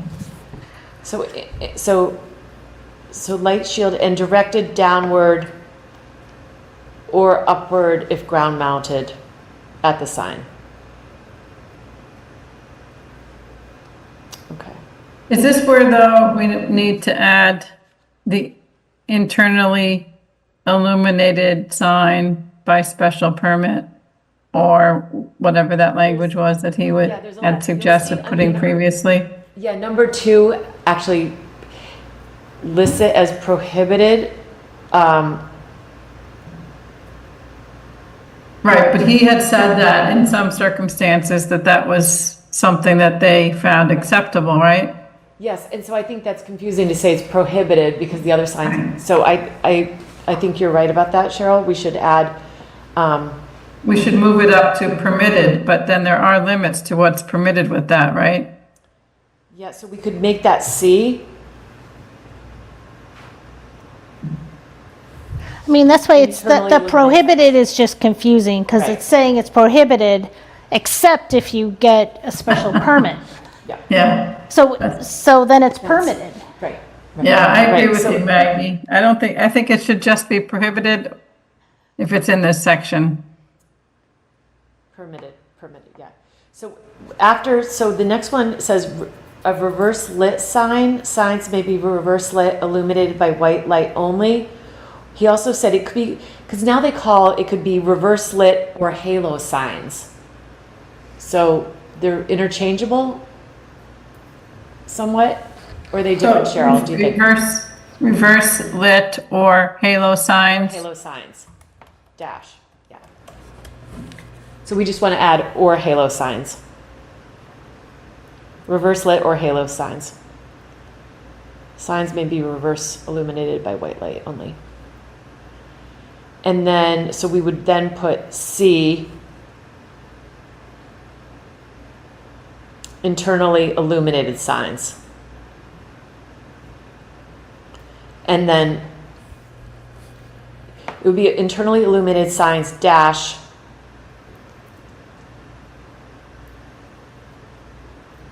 illuminated signs shall be permitted only permitted by the issuance of a special permit.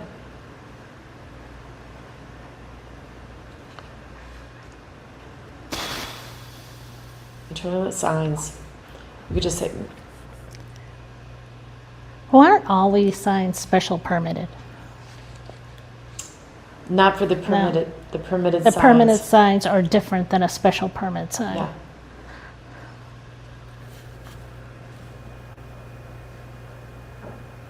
Internal lit signs.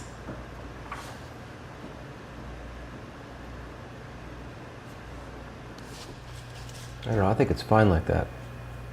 Does that, Prohibited and then you think prohibited or just say? prohibited, just the Or way just it's written taking out the here. word prohibited and just put internally illuminated signs. Well, we're saying they're prohibited except you can get a special permit, possibly, you know. But we took it out of the prohibited section. Oh, right. All right. So this would now be permitted. Internally illuminated signs By special may be permit only. permitted. So the question is, do we or the sign review committee really want signs prohibited? And if they do, then it shouldn't be by special permit. I think its terminology is confusing because you could say permitted and then permitted by special permit instead of prohibited. So they wanted them, they did want them to not be allowed. So they did want them to be prohibited Okay, with the exception. And why don't we just say Special prohibited? permit. right. So then we get rid of the except by, as may be by special. Then you have, So- you never have an option to get that sign, ever. Because part of the problem is if I applied for a sign and it was on the prohibited list and I was denied a special permit, but then someone else got that special permit for the, Yeah. then I get Because- upset about stuff like that. I know, but circumstances could be different, You Maggie. Things could be different. That's why I don't. Not everything's equal. I'm kind of a black and white kind of person, and when I read something, I want to know what I'm able to do and what I'm not able to do. No gray area, huh? And then there can be gray area, but then I'm choosing. So when I apply for I want to know I can do X, Y, and Z, but if I want to go beyond X, Y, and Z, then I have to go through a process to get an exemption from it. And that's exactly what this tells So me. this would. As this written would originally, read- that's Yeah. exactly what this says would to me. read to prohibited, and then it would be, we would take out that following sentence to not be confusing and just say A, internally illuminated signs and open face channel letters. And then we would keep in C. Meredith, can we, I do not follow what you're suggesting right now. So under prohibited, you all wanted to say the following types of illumination shall be prohibited, and then strike where, the way it was drafted, where it says except Yes. by special permit. Yeah. Yep. Let's see. So that completely changes what Yeah. the intent of this section. I just want to make sure we're all on the same page. Yeah, so that's where we moved internally illuminated signs to a kind of a separate category where they're permitted by special permit only. Are there any other signs that are like that, by special permit only? Well, the way this is drafted, it says that an internally illuminated open face and signs fabricated with letters. Right now, it says all of those are allowed by special permit. And that's what we didn't want for C to be permitted, that you could go get a special permit to have those type of signs. So the thing here, Nick, is it sounds as if the chair of the sign review committee advised that there are times when internally illuminated signs are appropriate, so they would pull that out of prohibited, but they would. But right now, it's saying they are allowed, Right, but. which is what you're saying he wants to communicate. That's what I'm missing. Right, so what we really would need is a third category. So this category, you would have permitted, like we have, number one. Number two, you would have permitted by special permit only. And then number three, you would have prohibited. And you would take out internally illuminated signs from prohibited, but you would also strike the words except as may be permitted by the issuance of a special permit. So then truly you have something that's prohibited. That was his goal, to do that. So he wants to keep prohibited what is listed as B and what is listed as C? Yes. Okay. But not allowing them by special permit, so striking that option for a special permit, is that correct? Correct. Yeah. Yeah, so the way that, Cheryl, the way that you described it, I think is the best way to convey this. Yeah. 3 categories, just as you described.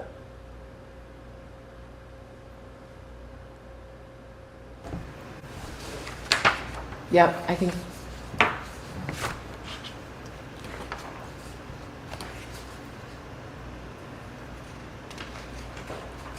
I have to fix the numbering, but Cheryl, could you say again Yeah. the so- second yeah, so group This would that be would permitted by special permit. That's.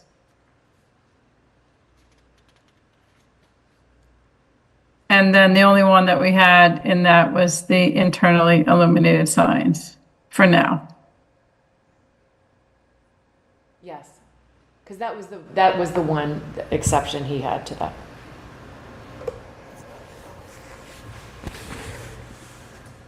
And that makes it less confusing with the prohibited language.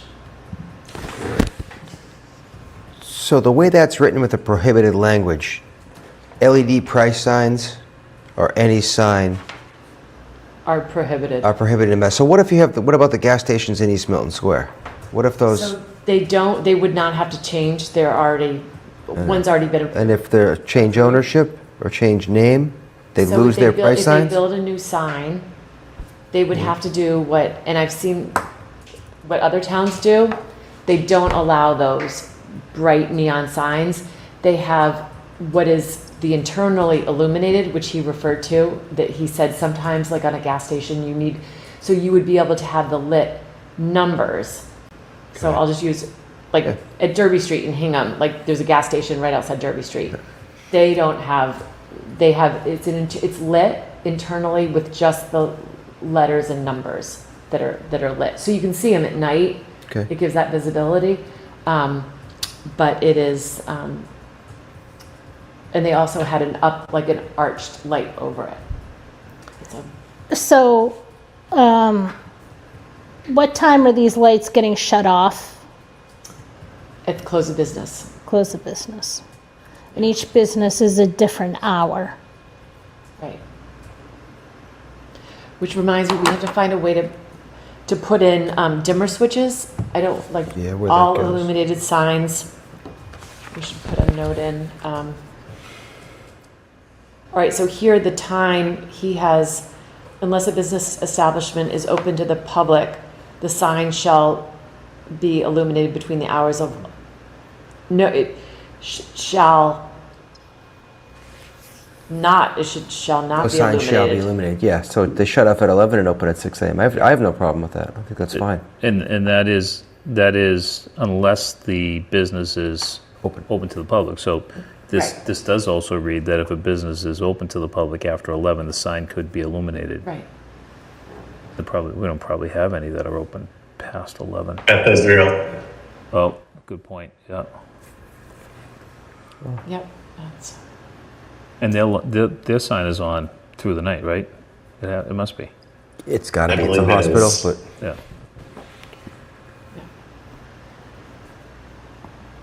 I mean, if my business were open, I would want my sign to be able to be on.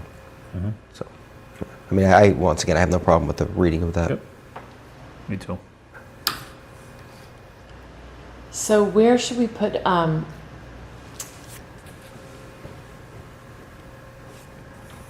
the line, all lit signs should have dimming capabilities to adjust after installation.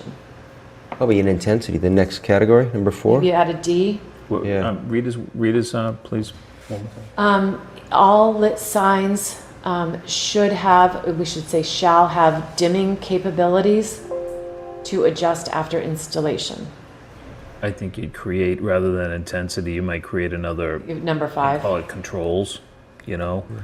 That's probably a better thing to do than try to fit it into intensity.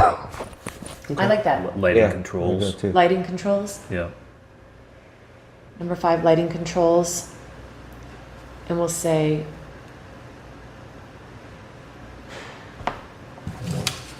all illuminated signs should have dimming capabilities to adjust after installation.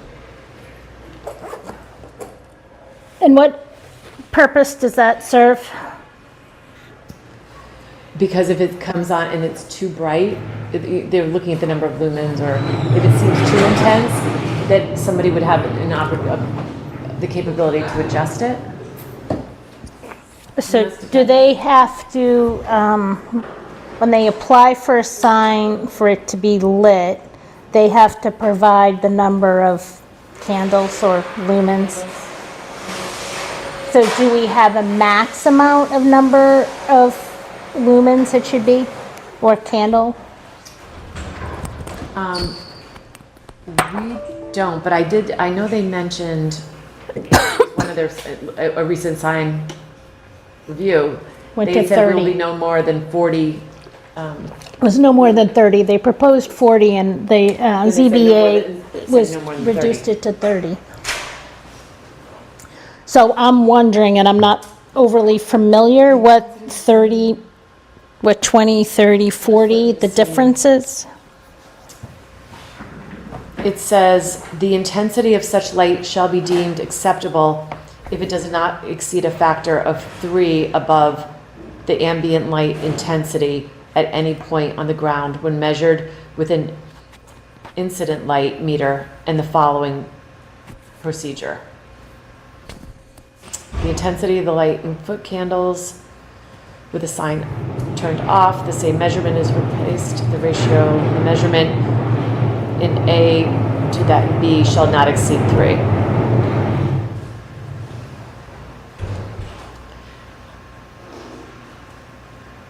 Nick, I think at number 4, you could have the word dimming and a dash, and the dimming would be bold to match the formatting up above.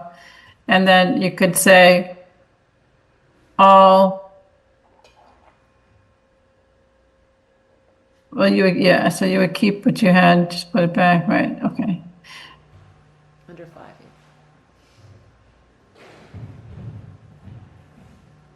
I'm sorry, can you say it again? All exterior illumination shall have dimming capabilities.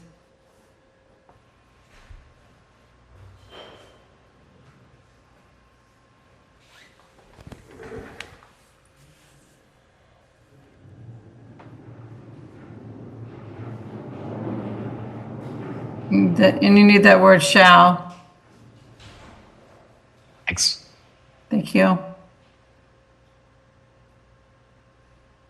so that I think includes everything that he wanted. The only other thing that he thought, and I think we talked about, is under 12 in business. Sorry, did you finish with that, Nick? I didn't mean to rush. Yes, I was coughing. Sorry, I forgot to mute myself in time. Oh no, that's is it all set? Yes. Okay, sorry. Under 12 business districts, under B, the third bullet, he just thought this is confusing to say that some streets should have different, that we would allow different size signs. Because this is sort of what happened with when people thought the really large billboard was going to go up on, over the highway. He said he would just take this out, this bullet. Because how do you when you start picking different size signs, it's confusing for the building commissioner to not be consistent. Yeah, I agree. And if you think about Granite Ave, those have some small signs on it, so we could just take this out, this bullet completely.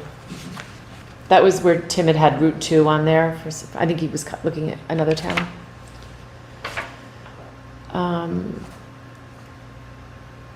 Signs painted on windows, G.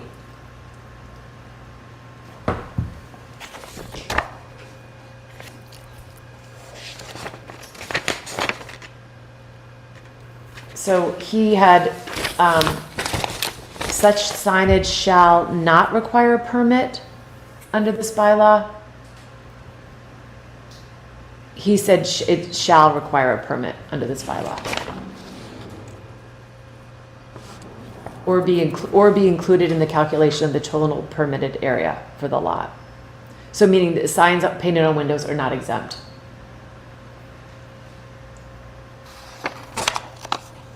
And then do you need the last part saying provision that, provided that no lettering or symbol is greater than 6 inches in height? Should we strike that? If it has to be permitted, do you have to Yeah, we could just specify the take that 6 out. inches? Yeah. So it doesn't have to be just 6 inches. I think what you say is such signage is subject to the requirements of this section. And then strike the rest of it. Yeah, that makes sense. Just keep it. Such signage shall be subject to the requirements of this section, period. Of this section or of this bylaw, the section is business districts. If 12 is considered a section. That's my understanding, but we should confirm that. So Nick, this could say such signage shall be subject. Where you started the sentence. To the requirements of the Yeah. bylaw.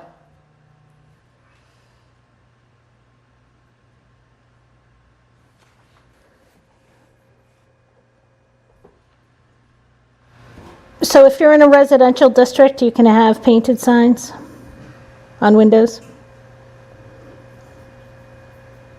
Well, I mean, you could think about the dental office on the corner of Reedsdale and Randolph.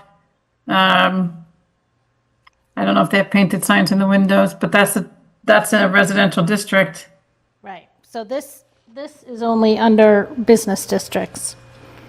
I see.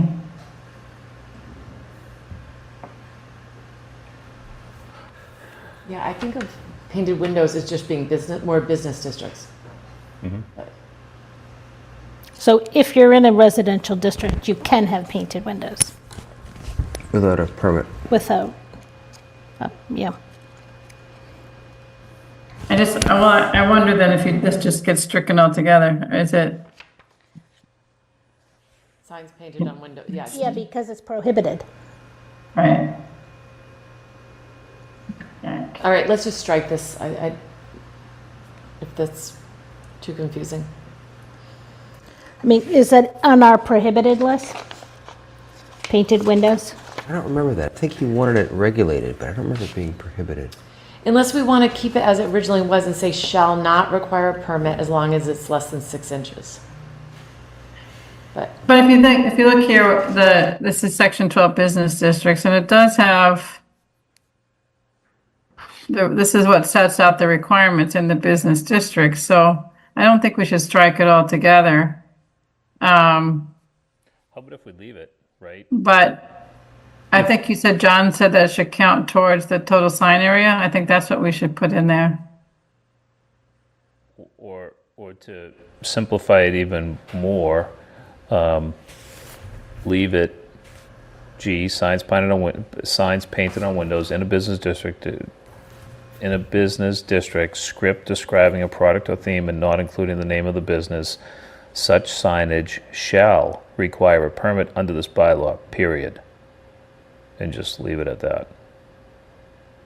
And get rid of the rest. But I do think the question is whether it is included in the total sign area that's allowed. And what this was saying basically was that it wasn't being included in that sign area. Is it better to be explicit about that?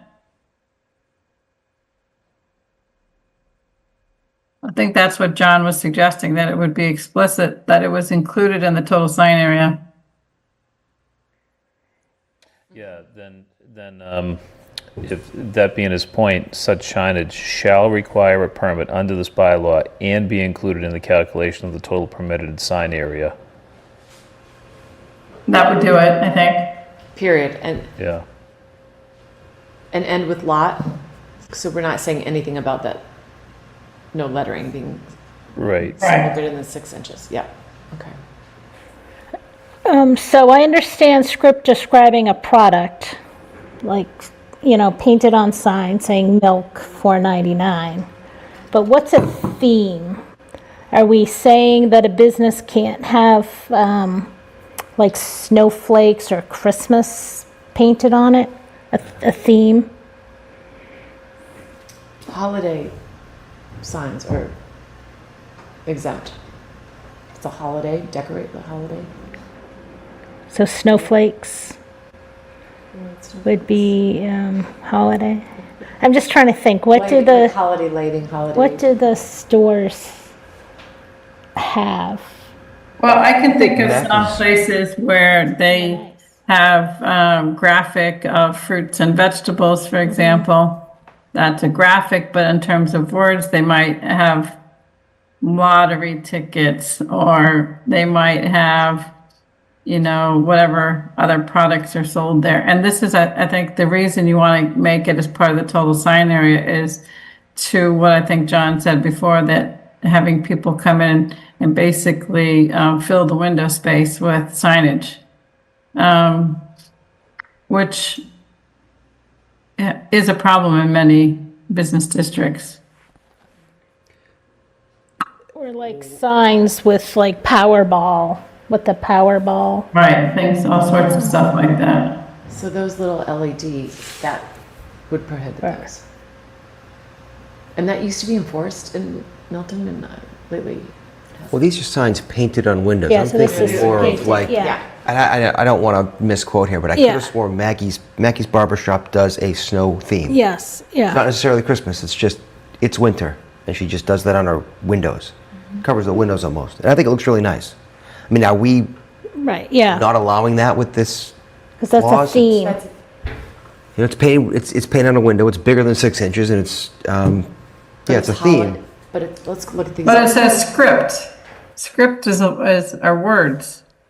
Yeah. Okay. Script, describing a product or script. So such signage shall not require a permit. But now we're saying that signage is required. Shall require a permit.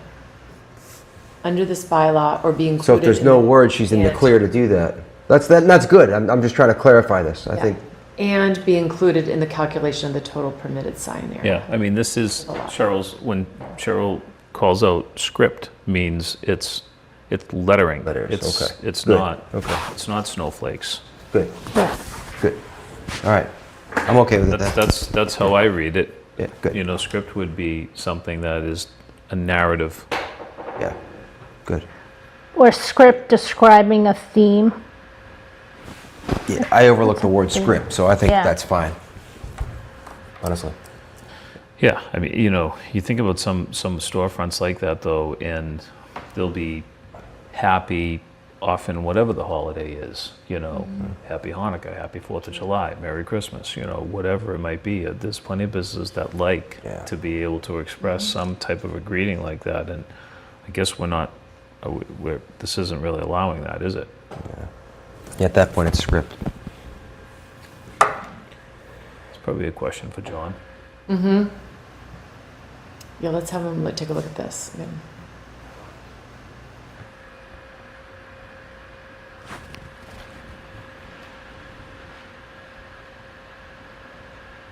All right, I'll ask him to look at. Sarah, you're muted.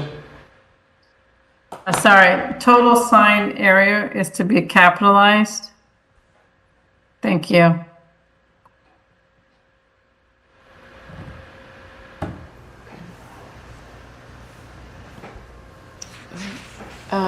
So I'll ask John about that.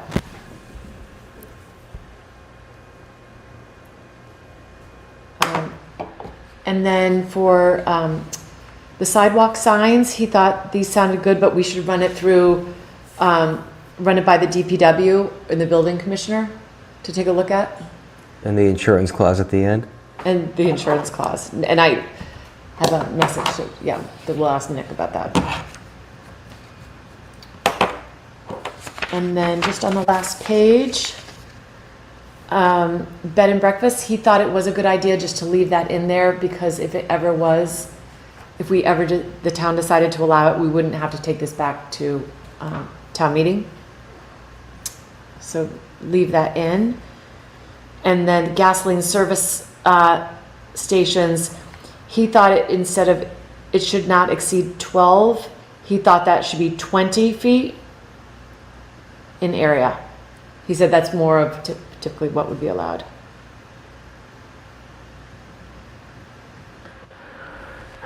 And maybe just do service stations. I don't know, they're diesel service stations. Yeah. Just service stations? Automotive service Service stations? stations, yeah. Automotive instead of gasoline? Because maybe at some point it could be These electric. service stations. Automotive service stations? Yeah, Jim, what did you say? Eventually, they're going to be EV service stations. Yeah, electric. Hybrid? But Hybrid. would this also allow then the stations that are the places that do automotive repair to have this size sign? That's a good Yeah, thing. I think so. Like I'm thinking down at the intersection of Blue Hills Parkway and Brook Road and down at Central and Elliott. Yeah, I think it would. Because he said typical is 4x5 sign would be allowed there. So Cheryl, you saying it shouldn't be allowed down there? I'm just wanting to point it out to think about, like, do we want that to be the same? Because by changing gasoline to automotive, I think it opens it up. Well, if that's okay with everyone, I just want to point it out. That's actually a good point. Maybe we don't want that. I'm trying to think of, that's S&E that you're talking about. I'm trying to think about the sign they have there now, right? Isn't it kind of big? It might already be, Yeah. 4x5. well, I don't know, I don't think it's 20 square feet is not a big sign. Right? I mean, 12 is tiny. It depends again, like if you're thinking about like Central and Elliott, where it's a kind of a smaller intersection, smaller scale versus the Parkway and Brook, where the vehicles are going by. But Maybe we I should mean, leave you it could gas- call it a fuel service station if you didn't want to Yeah, fuel. I like that. capture everything else, because it was intended really to be the gas stations. Yeah, so a fuel service station, does that sound good to keep that? Yes, okay. And that was the last thing that he had on that for.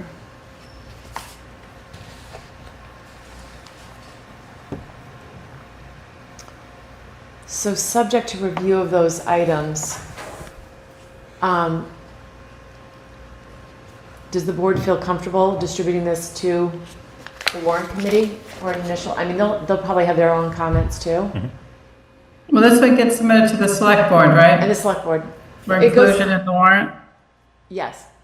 Because the warrant closes on Thursday, correct? Eighth. Is it the 8th? That's why we moved up our meeting to this week, so. So I think what we would want to do is have a vote to submit it to the select board for inclusion in the warrant, and then it would get submitted to the warrant committee via the typical process. So could I have a motion to send it to the select board and the warrant committee for review? Sure, I'll But make, you want- Select board, sorry, Cheryl, why don't you make that motion and, Well, I just wanted to be clear, we want to submit it for the warrant, not just for review. So I'll make a motion to submit the sign bylaw as amended tonight, and perhaps further amended in the coming meetings to the select board for inclusion in the October 27th town meeting. I'll second that. we'll do a roll call since Cheryl's on. Sean, Yes. Maggie, Yes. Jim, yes. Cheryl, Yes? and myself, yes. Okay. Thank you, and we'll follow up with those other questions too. Now, traffic mitigation. Cheryl, do you want to walk us through this and the updates that you made? Sure. Do you want to have Nick also share screen on that? That would be great.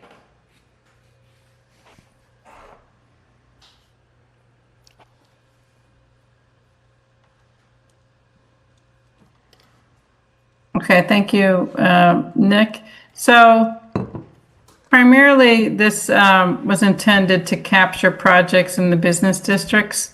As I think we spoke about, where 440 Granite Avenue was not subject to the requirements of this bylaw, which was adopted in 2018 or 2019, I believe.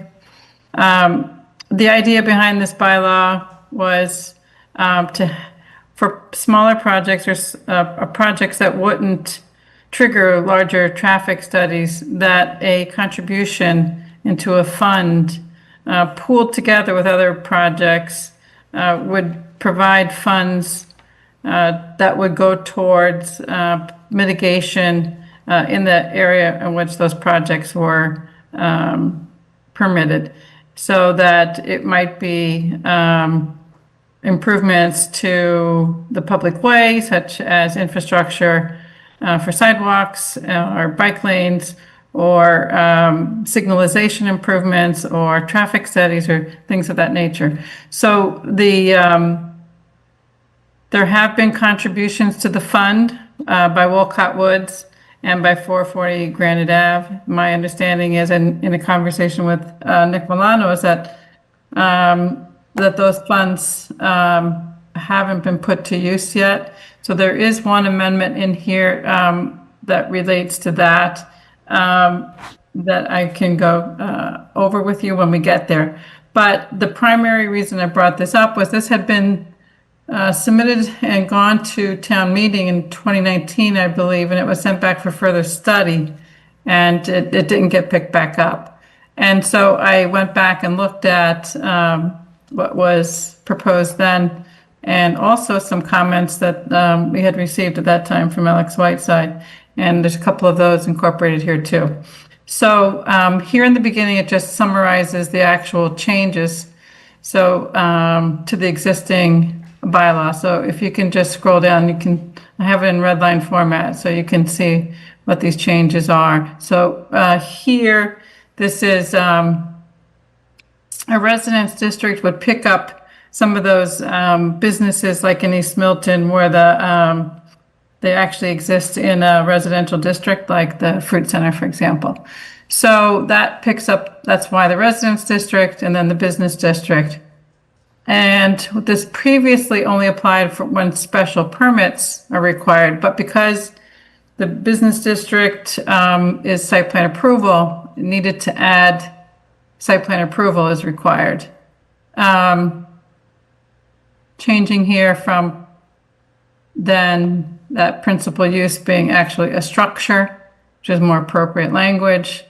And then you'll see throughout where the special permit granting authority has to also now be, or the site plan approval granting authority, because the special permit granting authority could be the planning board or the ZBA, but in this case, the site plan approval granting authority is the planning board.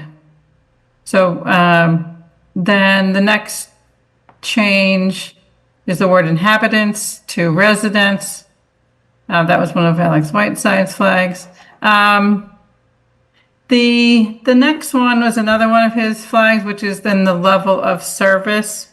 The way he read this was that there are already intersections that are below C and D. We have E and F. So in any case, then this would eliminate some projects just by that last clause in this sentence. And so at that time, he had suggested eliminating that. So I thought that was a good point and picked it up here. The next parts are just adding, again, site plan approval and the special permitting, or the site plan approval granting authority for the rest of this page. And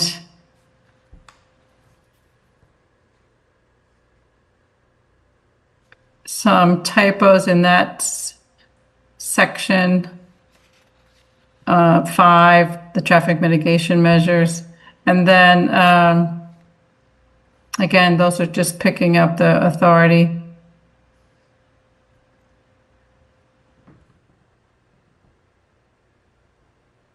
Again, here, there's one more that's not that I think I'm looking for. Hold on.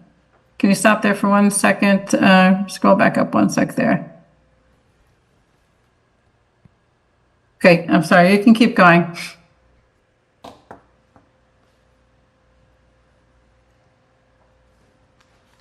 No, there's one that we missed, so look, I'm sorry, let me just find it. Right at the bottom of the page, Cheryl. Is that it? That was there, but there was one too, also, let's just scroll back up to the other page, sorry. Okay, right there, under B. Nick pointed out that we hadn't actually done this, and the two permits that were granted, the 440 Granite Ave and the Wolcott Woods, that have paid into the fund. We didn't include conditions in the permit about how the funds would be utilized. And he thought it preferable to let it be determined later. And it makes sense when you think about what I had mentioned about how these funds could be pooled together from different projects. And some of it might be determined after the project's actually built and impacts are seen. So, so that's why that was struck there at the end of paragraph B. Okay, that should be everything.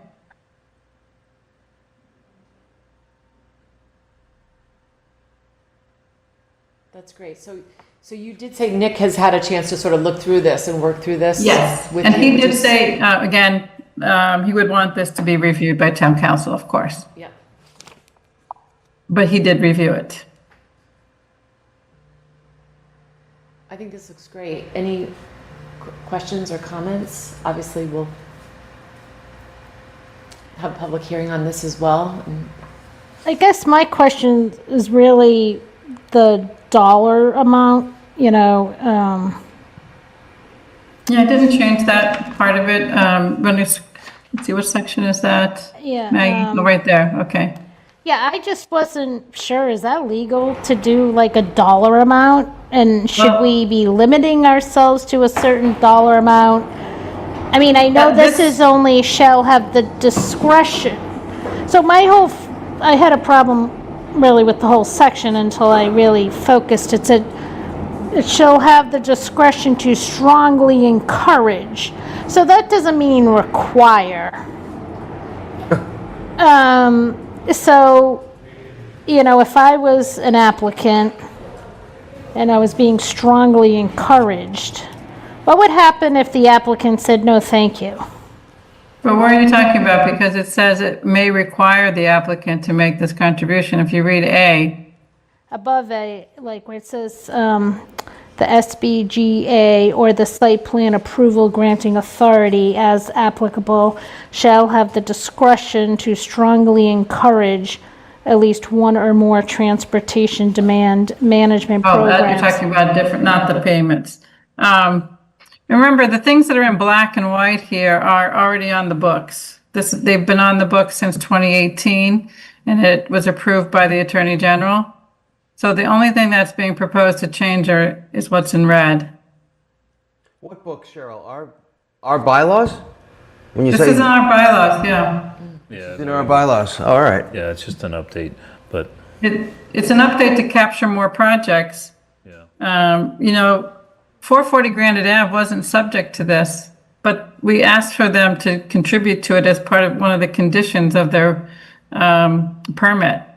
The only one that was really truly subject to it that's paid in is Walcott Woods, but you may recall that the memory care facility is subject to it as well, and they will be paying into it I think the trigger is at their building permit stage, which they haven't, I don't think they're at yet, but Yeah, so back to my point, it still says the discretion to strongly encourage. But We for can't, the things up above, or the payments are mandatory. well, because Can it you tell says- me what section you're in, Maggie, so I Oh. can pull it up on the screen?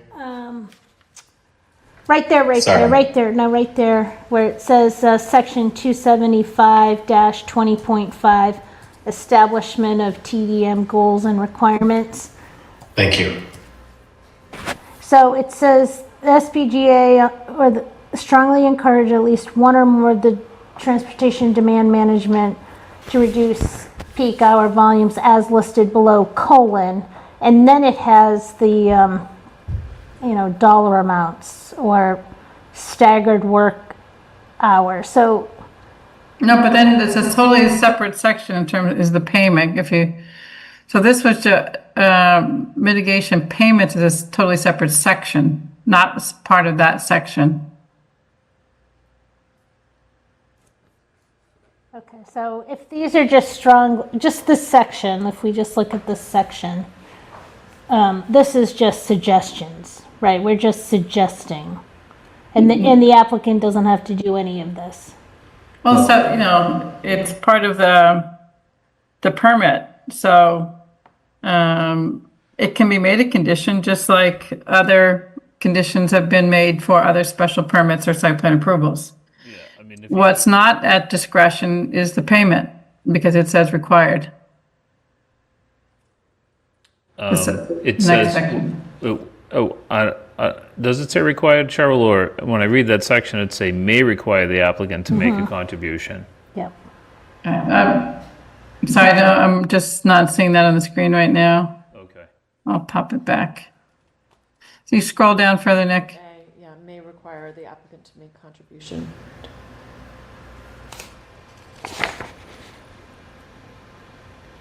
Yes, you're right, it says may require. But it gives us the opportunity to. Yeah, it does, sure. Yep.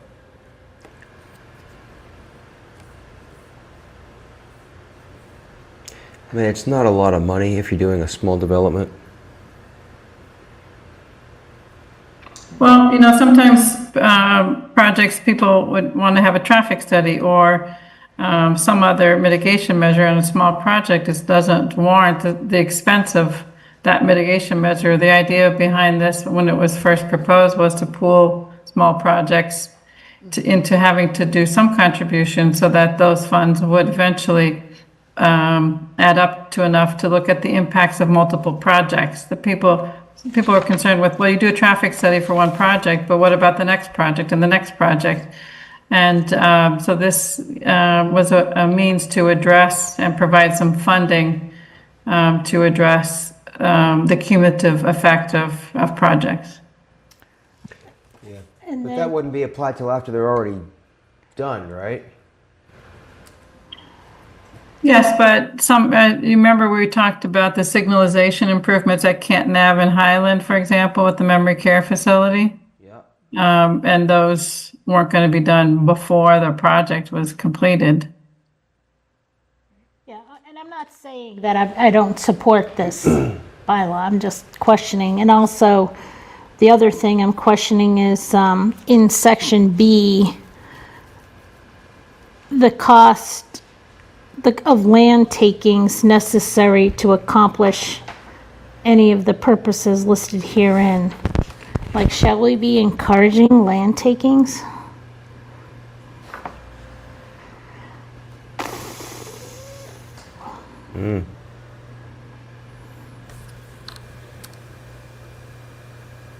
Well, I think the language you're talking about already exists. Yeah, okay.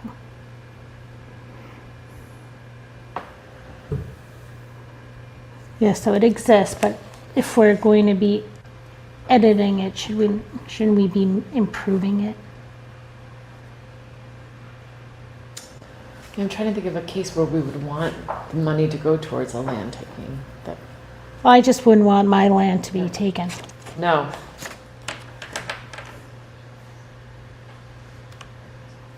Well, it would have to be approved by both the planning board and the select board in order to even contemplate that. It's just saying that the funds could be used for that.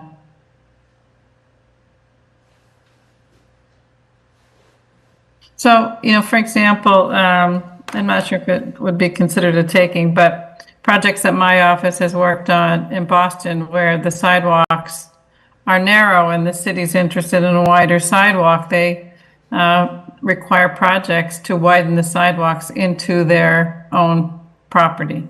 And then they have an easement with the city for use of that land for the sidewalk. So it's a way to address, safety concerns about having proper bicycle and pedestrian as well as vehicle infrastructure when there's limited public right-of-way. So then Yeah, to that's the that, opposite of a taking. and to right? that point, if a project contributed to this fund, and then down the road, that money that they contributed was then applied to taking their land to extend. I don't think so. Like, when you go down further, it reads funds, potential use of funds. Funds may only be used if the expenditure directly relates to the impact created by the development to which it applies. Funds may not be used to pay for existing deficiencies unless the deficiencies are increased by the new development. And there's some guidelines here. The SPGA must establish a clear and proximate link between the impact of a development on the transportation network and how the mitigation funding will be used to remedy that impact. So establish a clear and well-defined process to monitor progress and compliance. So it seems like there's there's a process here to how the funds would be used. I think you have to scroll down to see that, Nick. Yeah, it's What are you saying? There we go.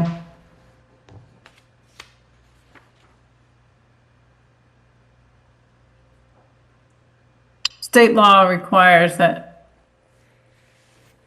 these funds would have to be spent in the area where the impact of the project is.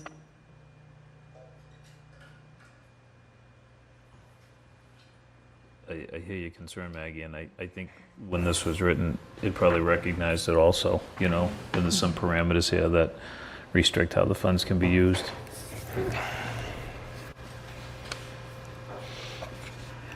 And I agree with the overall intent of it. I'm not saying, it's just, Yeah. when I see terms like that, it makes me a little nervous.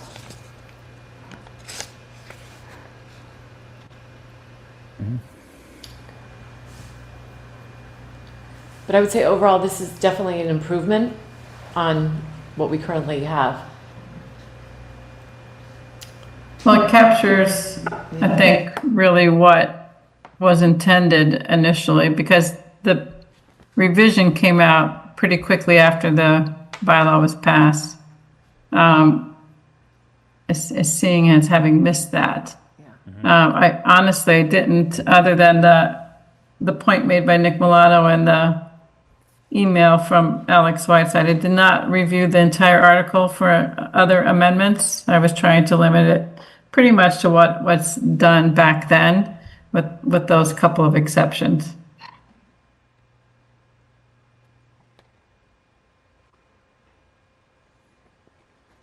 Anything else? Anyone else? I'm good with it.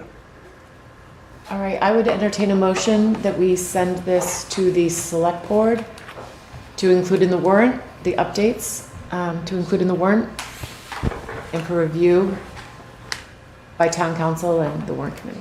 I'll make a motion that we sent the traffic impact mitigation article to the warrant committee and town council for review. And the select board. I'm sorry, and select board For inclusion, warrant. for inclusion in the warrant. Thank you. Is there a second? Second, All in favor? Jim? Yes. Maggie? yes. Sean? Yes. Cheryl? Yes, And myself, yes. Great, so that concludes our business for this evening. And unless the warrant committee needs for us to come and, present anything to them sooner than we need to, September 11th, but I'm sure they're gonna have to, get their committee together and do some review of this. But we'll circulate these and I think at this time, Nick, we should probably think about dates for public hearings in September. But I can connect with you and Nick on Yeah, how soon we want to, because it takes a couple weeks to get those posted. So just thinking if we could have those in September. Or have a public hearing at some point in September. Should the public hearing be prior to the warrant committee? Discussion on it? Meeting with them, it would be nice, depending on how the warrant committee, they're not sure exactly how, they may be doing some subcommittees, and those subcommittees would review articles rather than meeting with the whole committee. So once I know better on that, but we can look at the calendar this week and start thinking about, September 11th. If Meredith, that's- it seems, sorry, can I jump in here? Yeah. Given that the warrant goes to press, I think usually about a month before town meeting, if we had the public hearing at our first meeting in September, I think that would allow time for any edits that might come out of that process before the warrant goes to print. And so backing that out, because Nick, you would have to Publish it. published it twice, Yes, it's just 2 consecutive weeks. just 2 consecutive weeks, so we should be able to, That we can handle as long as it's a date that works for you all, we can make that happen. okay. Don't let that be an impediment. We will execute as quickly as you all pick a date. All right, so why don't we, then, if we're in agreement, the September 11th could be a public hearing for these 2 articles? Makes sense. All right, let's shoot for that first, so we can just have that, any changes as quickly as possible for the warrant committee. Because we don't have any, what's scheduled on the 11th? Anything Right else? now, we don't. Nothing? Yeah, Okay. it's a good time to Yeah. do this, so. Meredith, Yeah. I assume since citizen speak is complete, there's a resident, I think it's Thomas Doherty, has his hand raised. Oh, great. We Do you allow- all entertain comment outside of citizen speak, or? Yeah, if it's, yes, if it's We do. pertaining to these, yes. We'll go. Please. Welcome, Tom. Yes, hi, can you hear me? Yes. Yeah, it's not a criticism, but I had my hand raised 20 minutes ago, and I listened from the beginning when it was stated that there could be public speak later on the topic, and I appreciate your letting me do so. My name is Thomas Doherty. I live on Adams Street in Milton. I want to raise with you the need to reassess the Massachusetts Department of Transportation Squantum Street, Adams Street right-of-way revision plan and its problems for Milton residents as it relates to some of the very subjects you've been talking about tonight in terms of traffic. I asked to be provided with the text that you would be reviewing tonight. It wasn't provided. I can go through some of that, but I don't want to do that right now. My point is this. We need to have a public hearing, and we need to have a town meeting vote on whether the residents of Milton will agree or will want to revise or keep as now the Mass Department of Transportation Adams Street intersection plan. I raised that in the spring. I'm raising it now. That can happen sometime, I hope, before April. And it'll only take me a few more seconds to say, look, the Adams Street intersection plan is predominantly financed by the state, okay? And consequently, the state has its own mandated processes that have some implications that are problematical for our residents and for school buses and for citizens of Milton and others that are trying to go from Adams Street to the expressway, or the expressway to Adams Street, or on to Lower Mills from Adams Street, or Squantum Street to Lower Mills, and for the public schools and the private schools in the area. I won't go through any of that now. I'm concerned that you ought to look at what you've just looked at in terms of bylaws in situations in which there's also a state-imposed mandate, and how that can affect the way in which the town really has to decide whether or not they're going to accept some funds that have some consequences, 2 of which are, for example, and you mentioned frontage. There is frontage to be taken by the state's mandate under the intersection situation, which actually impedes on some of the historic frontage of some of the town members. And there's some, I believe, questionably problematical and risky aspects of the bike path, which begins and ends in a very short way, and therefore has some confusion elements to it. I'll stop there, but what I really want to have 2 things. Number 1, please publish before you're going to have a meeting like tonight the material you're going to review, so that I could have incorporated in what I'm saying. But secondly, more importantly, because you do a wonderful job, look at what you did in the first part of this with all the work you did with respect to the prior matter and this one as well. I'm not criticizing that. But secondly, this mandate here is going to affect folks that I don't think many folks in Milton, whether they're near or not near that intersection, but go through it and have to deal with it, yet have contemplated. And there was a town meeting vote without a lot of detail, and I think therefore I'll stop here. There needs to be further consideration as to how that could be reconsidered. Thank you. Great, thank you. We can consider putting that on the agenda too, to address and find out. I do know that a letter was drafted from the Historical Commission to Mass Historical with concerns on the design plan of that. DOT has made some changes and made revisions, but I think there's still a lot of concerns that the residents don't know about. The way it will be marked, the number of lights, the number of the issues, and the fact that the fire station is under construction and we don't know where their lights are going to go. So we should really have the fire station built before anything, I think, goes on in that intersection. But thank you. That's something that we can discuss, and hopefully, I'm not even sure if the select board members know what's happening with that plan, but at least maybe we can invite Marina to come and from engineering and maybe update our board. So I think that'd be great. I do think that many residents follow the planning board meetings, and if Marina does present during the planning board meeting, we're going to create a platform for informing the residents, a better one than exists. What Tom Doherty just mentioned, I agree with him. I'm not familiar with it, and I'm sure there are many residents that aren't familiar with it.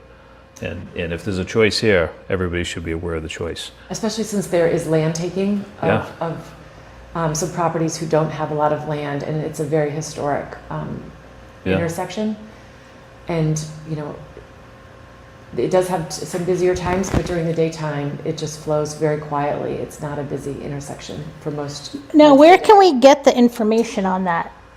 Marina had through the engineering. It was really Chase Berkeley that was working on it. So I don't know how much Marina has really intersected. Nick, I don't want to put you on the spot, but, and we can put it on our agenda, but it's something we should Marina should maybe know about what's happening with that. Is it possible, I'm not sure where someone would go to be able to see what Tom just described, but is it possible that the planning board might be able to get that information from Marina and put it on the planning board website, for the planning board, so people could find it? Maybe a link, but it's really Yeah. DPW. Yeah. I hear you. Chase Berkeley was one, it was really the DPW. Or put it on the main page of the town's website so people can find it. And my concern is that it gets, MassDOT goes down a path that then they say it's too far down the path to change and make changes. So like the roundabout up on Route 28, you know, all of a sudden, there were 1,800 residents who signed a petition not to have the roundabout, and then it went, you know, it kept going forward, and now it's kind of The difference is this is it's not a state-owned road, so Milton, the select board makes the decision. So the residents of Milton, we have the say if we don't, and I think it is like they're close to a 50% design.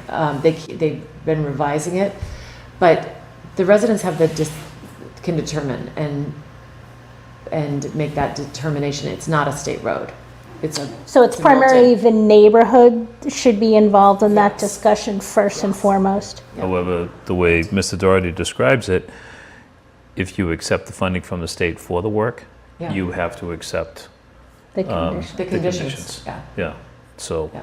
that's, If they're going to pay for the light. And who makes the determination if the town accepts the funding?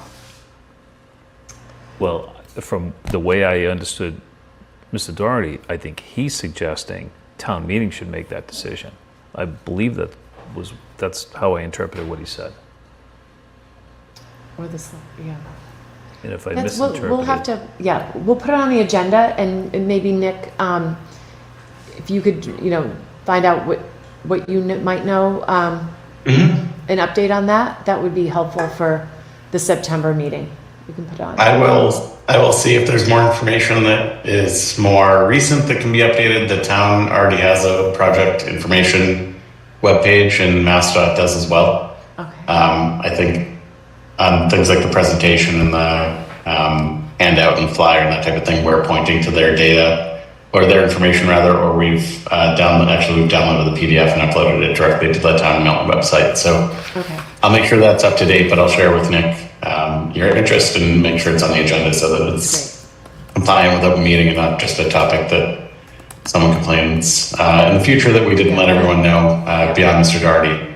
Others might be interested in speaking, as you all have noted. And I believe DPW has a Facebook page, so maybe you should put it on that Facebook page too. Because it has plastic bollards running from Pillen Road all the way up to Brook Road. That Oh are, my God, how ugly. it's very unattractive. It's designed. And a land taking, so the public should know. So, thank you, Mr. Doherty. Okay. With that, I would entertain a motion to adjourn. Make a motion to adjourn. Is there a second? Second. Anything else from anybody before we vote? Okay. Roll call. Cheryl? Yes. Jim? Yes. Maggie? Yes. John? Yes. Myself, yes. Good night, all. Thank Good you, night. Nick, for joining us.